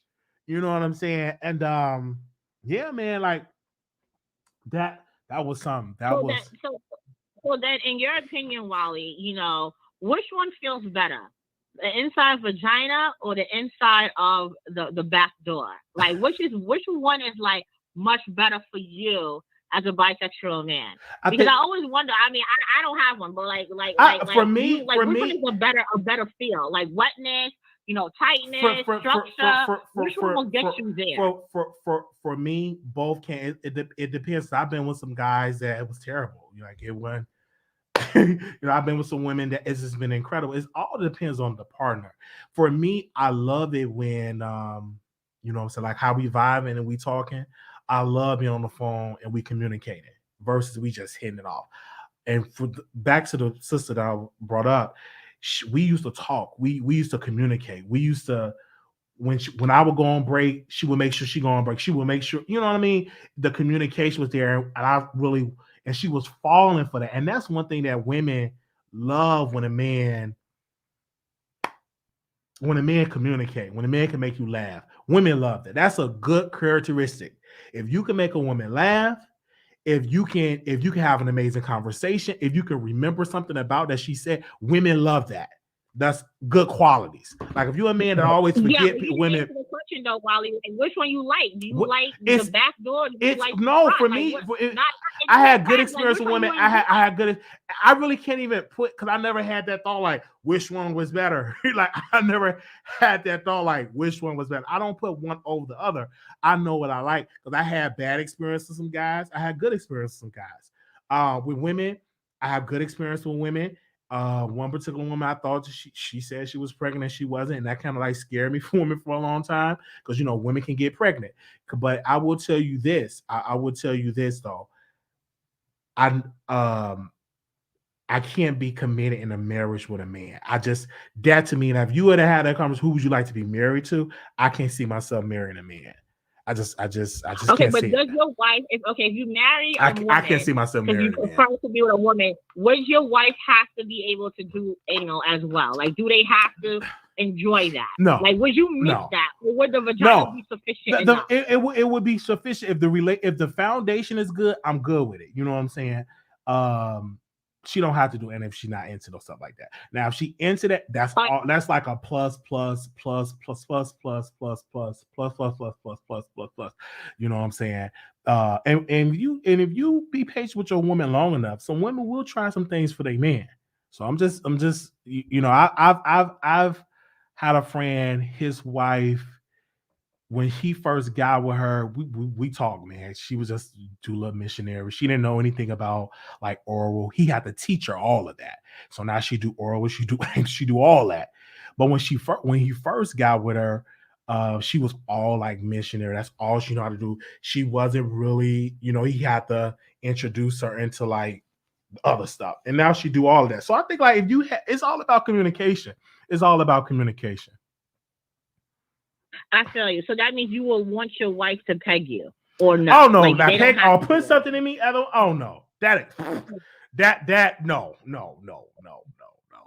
Oh, okay. So you will never want to get pegged. No. I'm not. I'm not like that. I know some guys that do that. That into that. I'm not into that at all. I put that. I stopped doing that for men a long time ago. That nothing like that. So Wally, so I know you say you don't mind, you prefer to be with a woman. So like, do you like giving head to women over men, or do you prefer men over women? Like, I mean, how does it go? Like I only deal with men, I don't see, I don't, I know some women like to dibble and dabble and don't call themselves gay. I'm not a dibble and dabble. I've never been with women, don't want to, because like, yeah. But yeah, for you, do you like doing both, or you prefer one over the other? Right? Like, for me, I like those things. Like, what do you like? For me, I like both, because it all depends on the vibe. The vibe definitely matters. Now I'm in my early 30s. It's all about the vibe, man. It's all about, if the vibe is right, it's about the vibe. Because if the vibe is wrong, it's just not going to work. But if the vibe is good, it's good. I'm all about the vibe. You know what I'm saying? I just think people just wanted it to be blue or red, or, pass or go. Like, they want these one simple answers. And I really can't give a one simple answer. I just know what I like, if that makes sense. But if I were to be with a woman, you know what I'm saying, I know I have to commit to her. I can't play no games. You know what I'm saying? Especially if I'm dealing with a woman and she already have kids, you know what I'm saying, and we have a child or whatever. I can't play games with her. And that's something that I've learned from a long time, and I've been trained like, well, you can't play games. If you will, that's why I don't deal with a lot of women with kids, because their priorities are different from a priority from a sister that don't have kids and single. If you understand what I'm saying? Like, her priorities are a little bit different. So I'm not gonna play games like how I be playing games with these men. You can't play games with women like that. There's no way in the world play it from press around, because I don't want nobody run up in my apartment, busting my windows, coming up to my job, and all that. No. Well, I'm happy that you'll do that while you be right to your wife. You know what I'm saying? You completely give her your undivided attention. Yeah, you don't make her feel like, okay, well, you never cheat on me. As long as you live an honest life. And you have to be honest. And a lot of times it's so uncommon for a man to say this and be honest, because a lot of people don't be honest because they get judged. Oh, pick a side. You need to pick somebody. You confused. Blah, blah, blah, blah. But women, oh yeah, I eat a little punani on the side. But I'm strictly peen. But I eat a little punani on the side. It's so normalized. But when a man, they get questioned more. But which one do you like? If a woman would say, I like punani and I like some peen, her interrogation gonna be small. But when if a man said, that's when all a hard question, like they come at the man hard. But women can say, I look punani. Strictly pink, strictly. I eat a little punani though. They give them a pass. But when men, which one do you like better? Or do you like this one better? I like ice cream and cake. I like them both. Can I like both? That's how I'm applying to this. You know what I'm saying? And that's why you can like both. But what do you prefer? You can. I just like both. I like cookies and cream, and I like eggnog ice cream. But I prefer eggnog ice cream over that. You know, I just like both. can't do And then again, one or the I'm other. I'm still experiencing stuff. So maybe you ask me this question when I'm at 40 years old. Maybe I can give you some better answer. But I'm still living life. I'm still in it. You know, I don't know all the answers and stuff like that. That's why I want to interview more people that is bisexual, men and women, and bring them on to have these conversations. You know what I'm saying? That's not afraid, especially bisexual men, because them the ones that always everybody want to know. You know what I'm saying? That's experience. They have a family. Like, let's look at okay, I don't want to use that example because he cheated on his wife, but you know the governor from Florida, Andrew Gullo. Like, she said in an interview that she knew her husband liked men. I don't know if people caught that. And she still married him. And they have a beautiful family.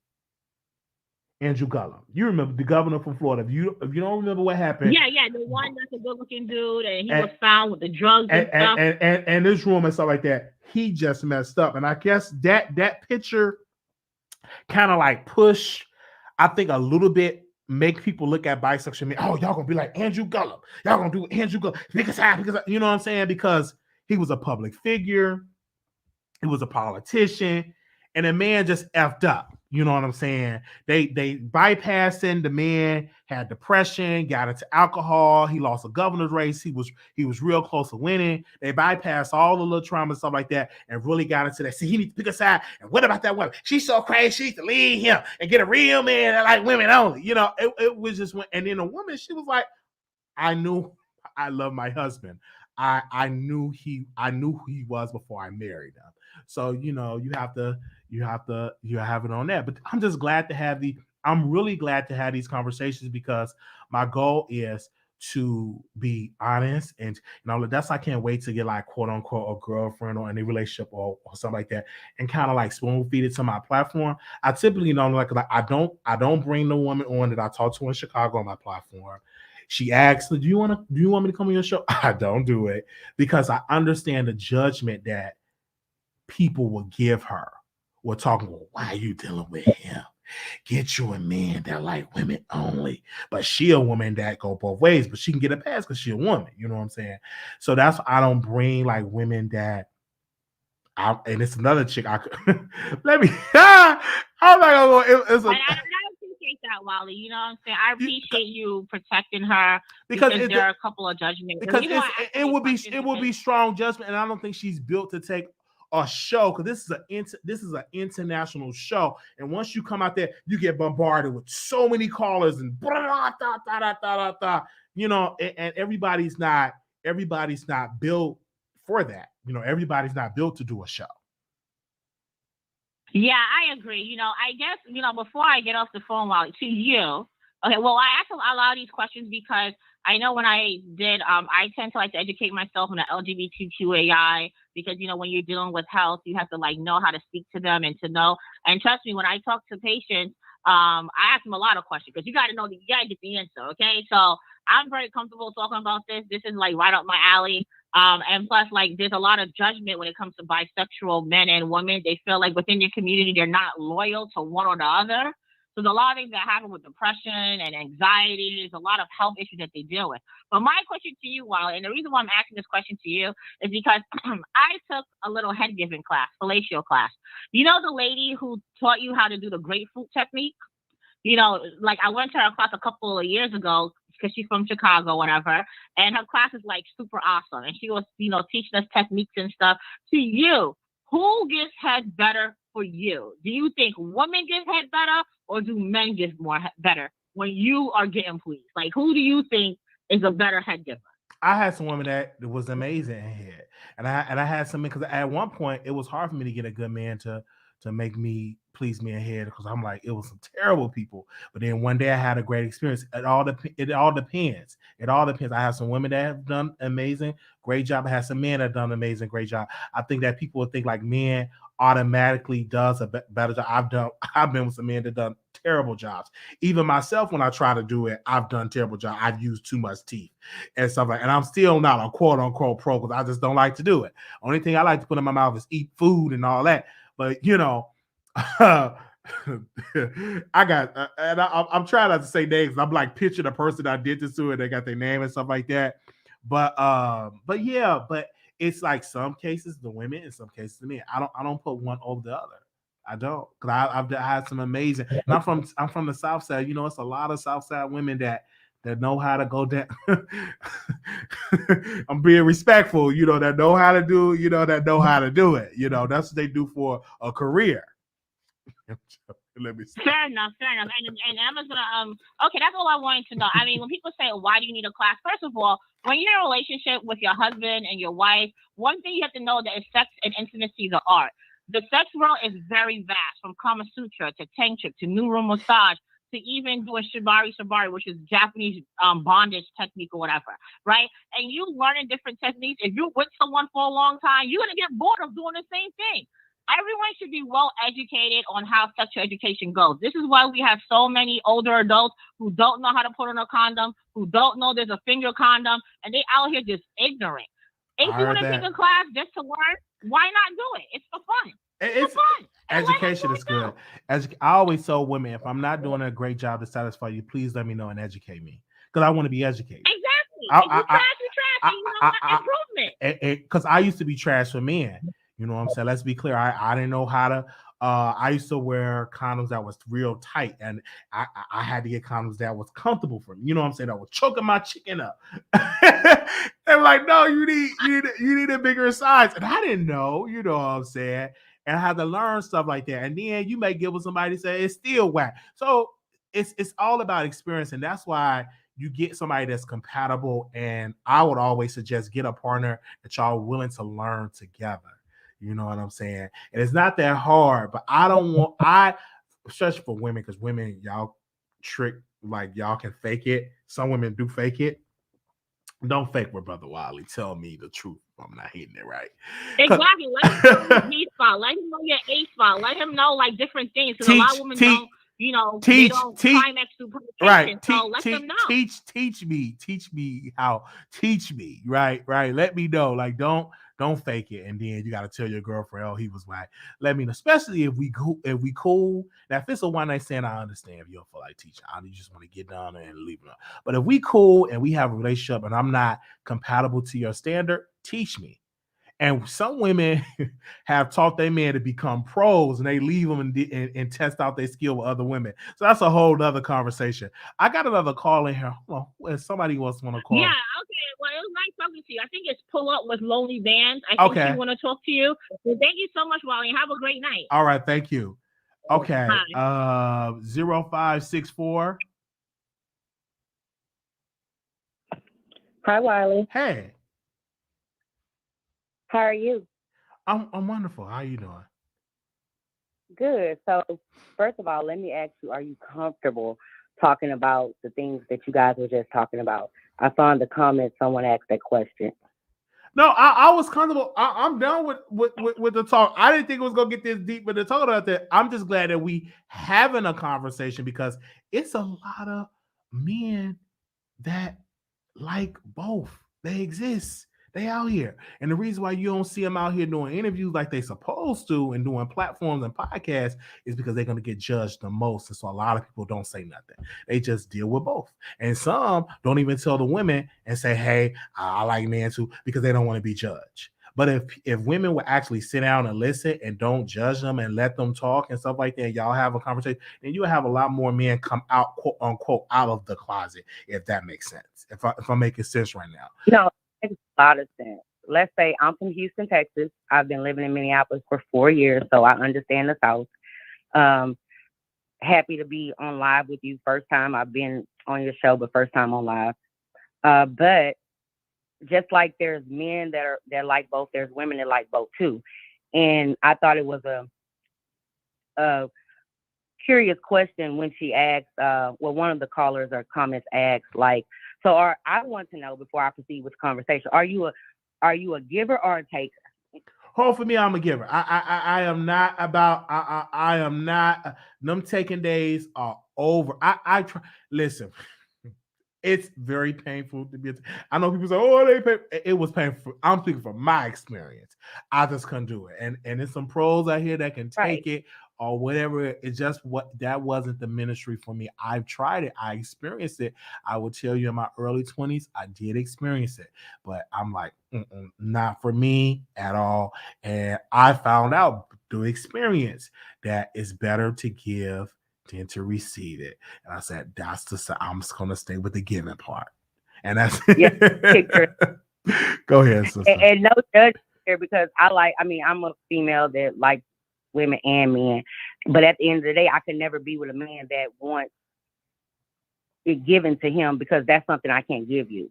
Now, at the end of the day, I made the comment that you haven't met the right woman, because if that's something, that you normally get from men and you enjoy it, you just haven't met the right woman that has the same desires as you have. Oh, that's true. That's true. Because it's a woman that do play. You had Tank talk about women that play with no utensils, that play with, and they probably put a little finger up there. He's saying no utensils, but he was introduced it by an older woman that got into like butt play. His as he put it, tampered with. So and when he said it, people were like, "Oh my gosh, Tank, what are you saying? That don't go on." Like that goes on in some of these households. Say that, and don't get me wrong, I ain't trying to put nothing up in nobody, but I mean, it's nothing wrong, because I remember being on a chat a couple of days ago, or re-listening to a chat a couple of days ago, and the lady was like, "I'm not eating no, you know what I mean?" And I'm like, girl, nothing wrong with satisfying your man to the utmost. At the end of the day, that lady said she had to take a class. And my thing is, you do to your partner whatever you would want done to you. If you think it feels good to you and you reciprocate that of how you want to receive it, I think you'll be all right, man. Right. And that's why communication is key, because a lot of times women tend to, or men, this ain't satisfying with, but you'll tell everybody else instead of your partner. You communicate that with your partner, you know what I'm saying? And they do have therapy, they do have classes, you know what I'm saying, that will teach you, because even Nicki Minaj covered this on her Twitter. She was like, I don't want to have to fake it with my man. But so many women that were commenting like, I fake it sometimes. I haven't reached in years. And like, that's sad. I don't want to be married to somebody that can't satisfy me, that never satisfied me. It's no way in the world I could be with somebody that never satisfy me or something like that. You able-bodied, and true. Some do that because they can't make their own money. But a woman that makes her own money, like myself, for me, there's two words that make up a relationship, and there's physical and financial. Facts. You can have a whole bunch of money and you can't satisfy me, I'm cheating, so we're not gonna be together. You can have great sex and you can't meet me at the table. Not mean you have to be rich, but I need you to meet me at the table. If you can't do that, then I'm cheating. So we need to meet each other right there. Those two things need to be understood. All facts. Because for me, I'm not looking at him and saying, "Oh, she's attractive, I want to sleep with him." What arouses me is how you treat me, how you take care of me, how you play your role as a man. Those things arouse me. And if you're doing all those great things and then you can't put that fire out, then it's a problem. That's a good point. So I believe conversation is number one. We need to sit down and talk and get to know each other. You know what I'm saying? 90 seconds. Sure we all got the right equipment and the right state of mind before we even play with each other. Facts. That's definitely a good point. That's a good point. Yeah, but we definitely gonna revisit this conversation because we've been on live for about 3 hours. But we definitely gonna revisit it. I don't want to talk about it forever, but I thought I'd just bring that up and let you know that I love what you're doing. I love how you Tasha K cheerleader. And she loves you too. That's understood. But keep up the great work. And 60 seconds in the club, and I don't know if he was Hollywood or he was just doing what he really wanted to do his whole life. He looked right. uncomfortable. That's what he. Can they hear me? Can they hear me live? They can hear you live. Like that. So maybe he was just enjoying the moment. That's what he wanted on the moment, and that's what he wants, and that's his career. He's whatever he desired. He wanted to be an entertainer. He wanted to do. Can you hear me? Yeah, I hear you. He wanted to do radio. He wanted to, and that's what I inspired to do, like radio, television, movies, all that stuff. I just see, you look at us now, you see us now. Where are we going to be from 10 years from now? You understand what I'm saying? Because we're still new to this, really. You know what I'm saying? It's probably get platform. Where are we going to be at now? 10 seconds. I, as long as it's breath in my body, I'm definitely going to try to. I will make it into this business, into this entertainment business. I'm going to be entertaining some people. It's definitely going to happen. Tasha has prizes for a lot of. Since I'm new to YouTube, I mean, as old as I am, I'm new to YouTube. Maybe like the past 2-3 years. And I had to go back and watch her. That's how I found you. And then found her mom when the beef was going on and Storm or whatever. But out of the four, I mean, honestly, I watch you and Tasha. And I will say that she has been an innovator of how, this YouTube game goes. And I just feel like, everybody, no matter, every person that has their own channel is good at something. It might not be the same things that she is or Armon is or you are, but ride your own wave at what you're good at. And make that grow. Facts. Yeah, whatever that's how I look at it. Like everybody, you have your fave, you like who you like, and people will tell me all the time, well, I like this person, and that's great. That's amazing. Especially when people say, I watch Tasha and I watch, that's amazing because Tasha got the HD cameras, the high production, and y'all still come here and watch Wiley. That's amazing. But I love it. I love it when people are free for their creativity. And you, oh God, you have your ways of cultivating us in the middle of the night. I'm like, why am I watching this man? I should be asleep knowing I gotta go to work. Okay. I'm up late at night. I watch you, and then I'll look at Tasha on her new stuff. And I do look at Armon sometimes when he recapping stuff, but my two favorites are you guys. And I just wanted to say you're doing an amazing job.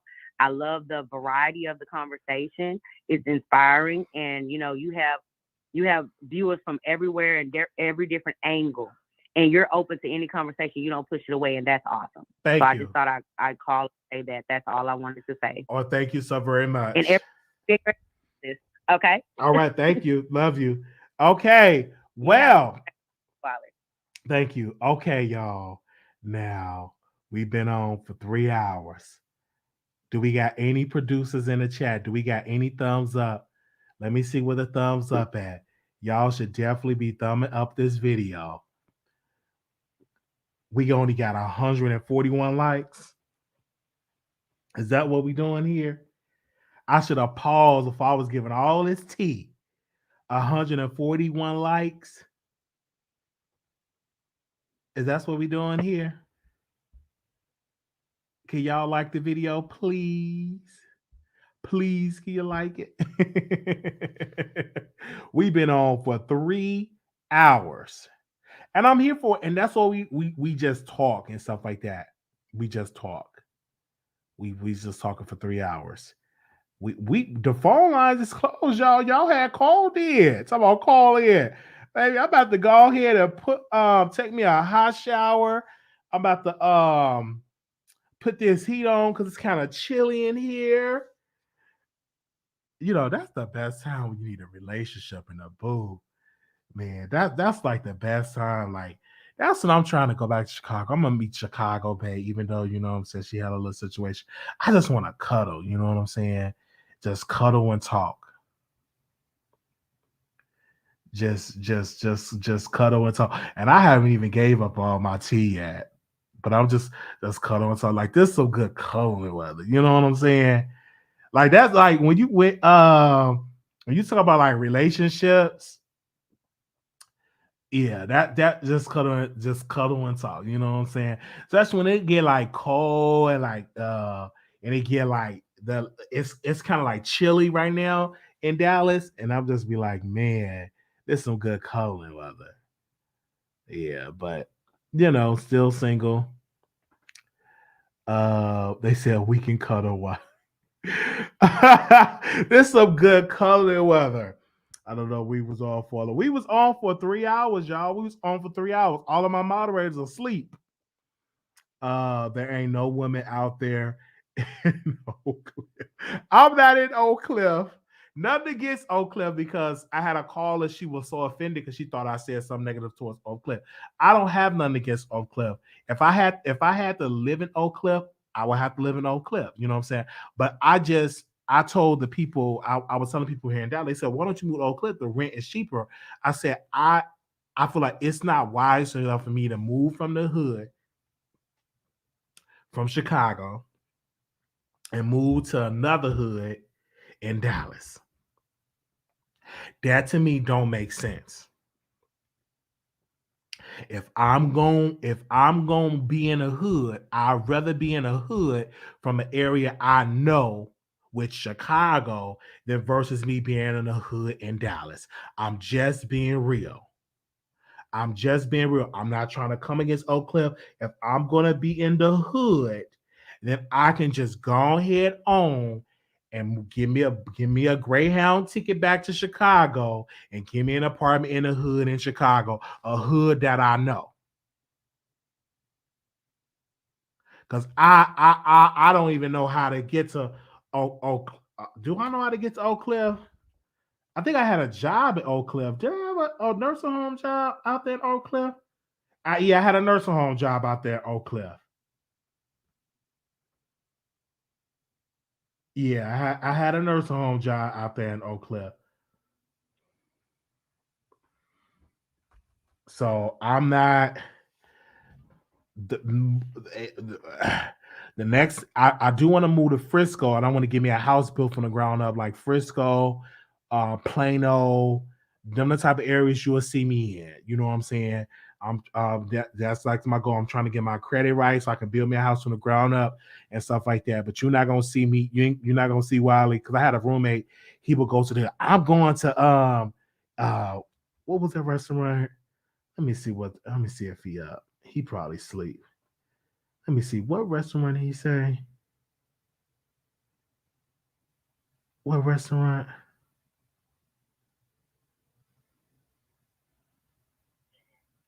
What was that restaurant that you say you go to, Adriana? What was that restaurant in Oak Cliff that you used to go to when I first moved here? The chicken place or the soul food place? The soul food place. Remember you said, they got some good chicken. The chicken place? Rudy's Chicken. Rudy's Chicken. And what's the soul food place? Not soul. Sweet Georgia Brown. We went all the way to the hood. I'm loud. We went all the way to the hood for some Rudy's, for some overpriced seasonings. I'm like, why are we going to the hood? So like, even though they hood is not like Chicago hood. Like, let's be real. Oak Cliff is not south side of Chicago. No, it ain't. Yeah. So yeah, I just have to call you. So I didn't even know you were still up. Yeah, I'm doing that. That's how I was working. Oh, okay. You working. I was thinking I stopped it at first. My phone messed up, but Oh, okay. Well, you can go and give me a burger and some French fries. I said list. I ain't say no food list. Oh, okay. Well, you still can go ahead and give me when you get done, go and give me some burgers and French fries, because I don't want to drive and I'm gonna lose my parking spot.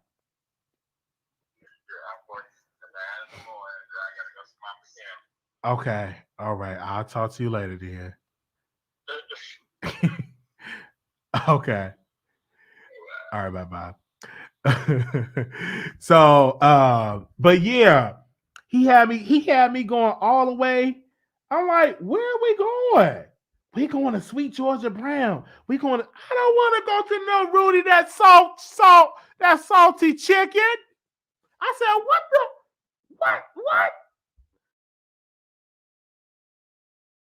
Said, what is this? This Rudy's chicken. This chicken real. This nasty chicken seasoned salt.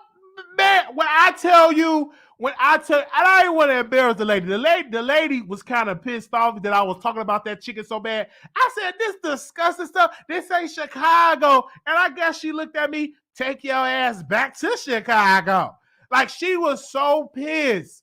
And I didn't mean to do that. To that sister, Sharika, that was in the line when we was in Rudy's, when I was talking about that chicken, that nasty chicken, and she said, "Take your ass back to Chicago." I do want to apologize.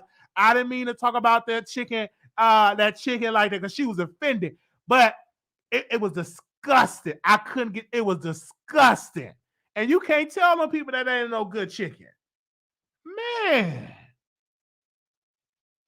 All that season was a hot mess. What? What?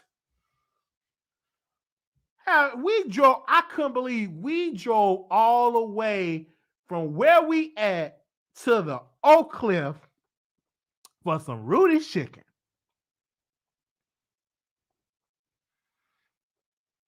They said go to Big Mama's Chicken and Waffles. But I did find a place that I did eat from today. And it was, give me a second. I did go to a place that I was eating from, Norma's Cafe. They had a good steak, and I like steak and scrambled eggs. That was good. Waffle House, okay, but nothing like home cooked food. Nothing like home cooked meals, right? Nothing like home cooked meals. I'm from Dallas, and I don't like Rudy's. I don't like Rudy's, man. I don't. To all my Dallas people, I'm just not a Rudy's fan. Okay, I'm just not a Rudy's fan. But yeah, I'm for so like that. But when I first moved there, he was trying to show me some restaurants. I heard of Norma's, never had it. Yeah, that's what I ordered from today. I ordered from them twice today, and the food was so good. I ordered a steak and some scrambled eggs, and it was good. It was good. How long have you been in Dallas? Woo! I've been in Dallas since 2017, 2018, 2017, 2018. 18, 19, 20, 21, 22. I've been in Dallas for 5 years. What? It's been 5 years I've been here in Dallas. Really? It's been 5 years. It's been 5 years. They said, don't move here. We are full. I've been here for 5 years, bae. Have I been here for 5 years? Bae, are you up? Has I been here for 5 years, bae? Bae, has I been here for 5 years? Dude, I haven't even really experienced Dallas. Man, I'm just in my little bubble. Man, I haven't really experienced Dallas. They was like, I haven't went to a club. I never went to a club here in Dallas. I never went to a bar here in Dallas. I just went to little restaurants in my area. That's about it. That's about it. That's all I haven't really experienced Dallas like that. I haven't been to no state fair. None of that. None of that. They said, do you prefer Chicago man or Dallas man? I prefer Chicago or Dallas man. Dallas man, because Dallas man, they're a little bit more freakier here in Dallas. I would say Dallas man. A little bit more freakier. It says that it's from Oak Cliff. You got to get out I got to get out the house. I'm in my cocoon, man. They said Dallas has a lot of things you can do. I'm going to have to experience Dallas. I can't believe you never been to the. I've never been to the state fair. I've never been to none of that stuff. Now, my roommate, he go to all that. My roommate, I'm sorry, keep saying my roommate. My former roommate, when I used to live with him, that's how I was on the phone with. He go like state fair. He go to all type of stuff with that. Oh, now I did okay. When I was working at this job, me and the twins, they were sisters. I'm sorry. We went to a 4th of July fireworks show. Was that Fort Worth fireworks show? Or was that Carrollton? It was some fireworks show that we went to. And the only reason why they got me out the house, because it was like, you need to get out the house, come with us to the fireworks show. And that was like a couple of years. That was maybe like 3 or 4 years ago. But I really go out. Yeah, I really go out. And then, okay, I went downtown about 3 or 4 years ago, and my cousin gave me a tour about the JFK where he got shot at, and I'm like, whoa, like, yeah, next time I fly, I'll take you out. It's okay, yeah. Wiley is having roommate ritual because that's all I had was roommates. Like this apartment I'm in now has been the longest I've been by myself because I've always have been with a roommate. I stayed with my grandmother, and then my grandmother had got an apartment, and I was pretty much back and forth to my grandma's house to the new apartment that we had, and then eventually we went back to my grandma's house, and then I moved with my cousin. He had an apartment. I've been staying with him. Well, he was my friend. I call him my cousin. We've been friends like over 10 years. And then I moved to Dallas and I moved in with him here in Dallas. And this have been the longest that I have been living out on my own. No.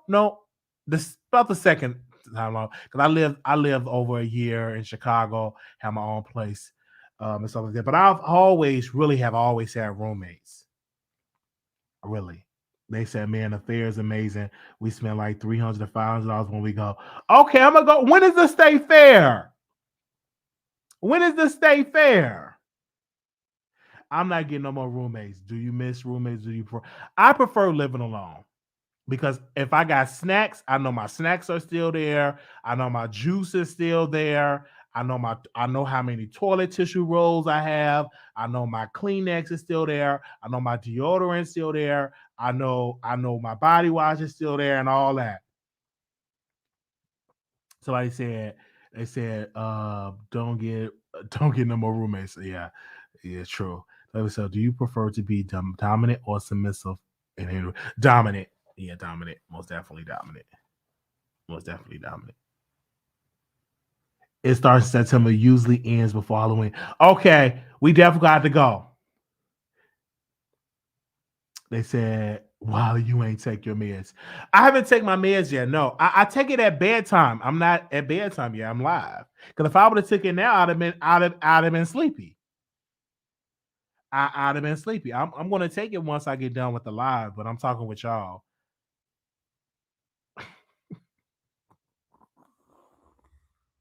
Let me go ahead and end this live.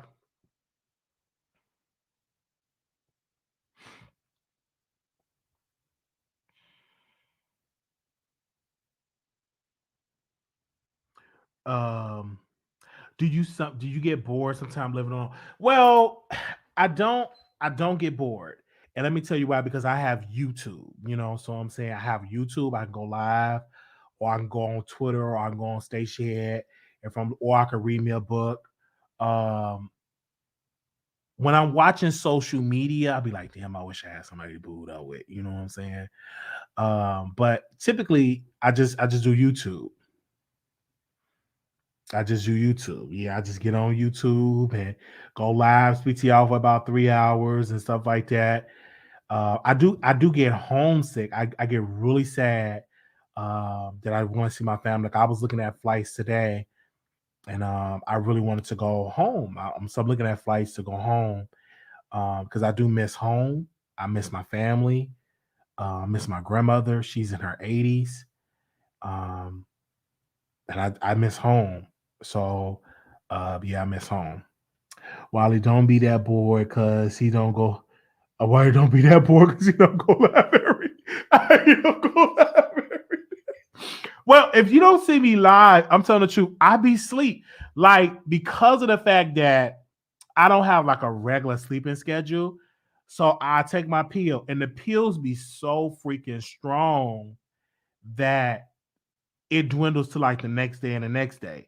And it'd be kind of hard for me to come on live because I'm not my energetic self. I'm drowsy. I remember one time I was on All About the Tea show, and I took my pills. But I already went to sleep for 4 hours, but I was still sleepy and drowsy. And I was falling asleep on the live. She was like, are you okay? You were falling asleep on the live. And I was so embarrassed. And I remember I cried. I was so embarrassed that I broke down. You know, I broke down. I was in tears. So I'm like, oh my gosh, they saw me sleeping on live. This is embarrassing and everything. This is so embarrassing. This is so embarrassing. Yeah. So I had to go through that. They said, Wiley, do you love men and women equally, or do you prefer one over the other? Love is love. You know, I don't put an equation on love. Love is love. It's not liking one over the others. I'm still living. Can you ask me that question in the next 10 years? I remember you falling asleep on the live a couple of times. But yeah, because it be that medicine. It makes me fall asleep. So y'all be wanting me to go live every day. Y'all gonna be seeing me knock that on the live. Yeah, I have fall asleep because it be drowsy, especially with some of these callers that be calling in. Baby, if I had that medicine in me, I'm like, you know, be knocked out. Okay. I can't even remember the episode, but I remember she told me and I broke down in tears. I cried. I was so hurt. I was so hurt. Man, I was so hurt. I cried. I asked because when he don't, he stay up very late. I cried. I slept on that live like that. I cried. Oh, did I cry? Yes, I did. I cried. But what I should do is go to sleep around like 8 o'clock or 9 o'clock. But I didn't take it. And so I could be up. So if I don't take the pills, this will be the schedule. I'm gonna go through some papers. I'm gonna wash some clothes. I'm gonna clean up. And then I'm gonna mess up the house again. Because when you have bipolar, for me, I'm very energetic. I'm just out, just doing all type of stuff. And pacing, going through papers, going through stuff, cleaning, trying to read a book, lead a book down, going through some other documents, reading other stuff, pacing the flow, crying, thinking about stuff in my childhood, thinking about stuff with my family, like the depression hits in, and then take the medicine, and then it helps me. You know, it really does. When I'm off my meds, my emotions just all over the place. It's just all over the place. Yeah, it's just all over the place. Mm-hmm. Yeah, man. Yeah, it do kick in. Absolutely. You're not the first one to fall asleep on live. Kevin Gates did it a few times, scratching digging his underwear. And that's embarrassing.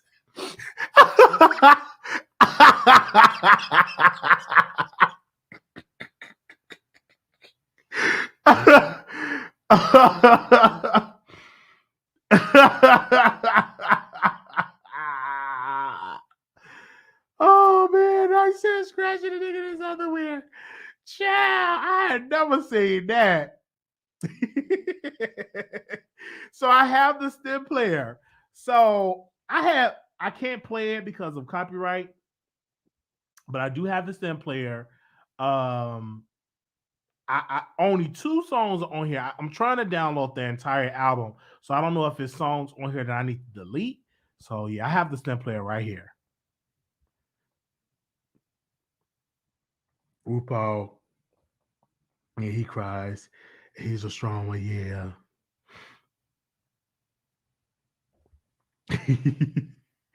They said, "While you laughing like that, what you do at night?" I'm just telling you, man. You fell asleep and woke up. You will still go and hop. Everything is having fun. Yeah, that's true. Wiley, that's tiny. It's tiny. No, it's tiny. Man, it came in this box. I'm like, okay, it came in this box, right? Let me show y'all. So it came in this box. Boom. So it came in a box. Open it up. This the step player. This the step player. Okay. Man. So, and we're gonna be playing the album later on today. Yeah, that's a step player. Oh, anxiety and stuff like that. Yeah, so but you can mix songs, not only Kanye West songs, you can mix songs on here. So if you're a big music fan and stuff, I've been testing it out. I gotta see it. Like, yeah, this was $200.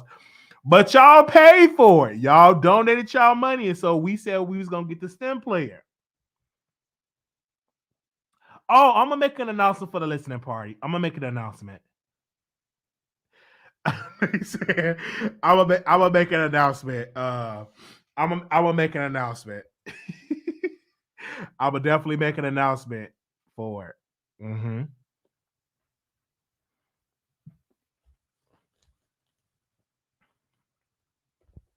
Definitely make an announcement.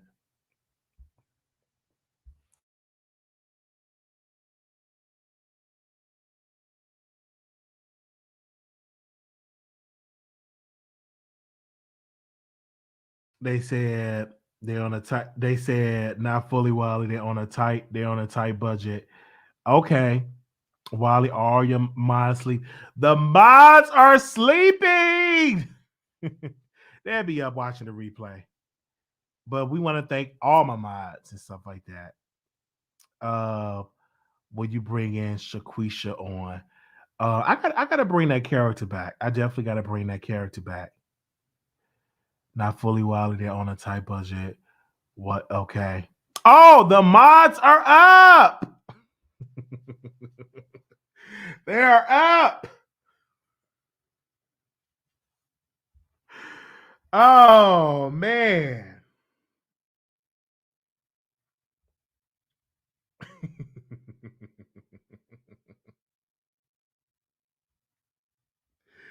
Oh man. All right. Good night. Thank y'all so very much. Do you ever see yourself moving back to Chicago? If my mom needed me to move back, I'll move back. But as right now, she want me to stay up here, so I'm staying. Yeah. Any upcoming show movie you are excited about? I am excited. Man, no upcoming shows that I'm excited about. Not that I can think of right now. Viola Davis supposed to play Michelle Obama, so I'm interested in that. I know they supposed to come with a new Emmett Till movie, and Whoopi Goldberg is supposed to play Emmett Till's grandmother. So I'm excited to see that. But yeah, y'all watch pieces. Oh yeah. Thank y'all so very much. I'm gonna go. I gotta turn this heat on because the temperature have dropped. I'm gonna talk to y'all later. Thank y'all so very much. Make sure y'all subscribe, thumbs up the video, leave us a comment. This has been lovely. I want to shout out to all the people that called in. We will be reviewing Chasing Atlanta when Chasing Atlanta come out. Y'all have been sending me requests for that. I already told production that I'm going to review the show every single episode. I'm going to review the show of Chasing Atlanta, and we definitely going to be doing that. So if y'all in the building, we definitely going to be doing that. Thank y'all so very much. Shout out to you, Mouth Open, for being in the building. No, we are not going live on stage yet. I'm about to go and sleep because I've been on here for about 3 hours with y'all. Okay. Thank y'all so much. Y'all have a good night. Peace.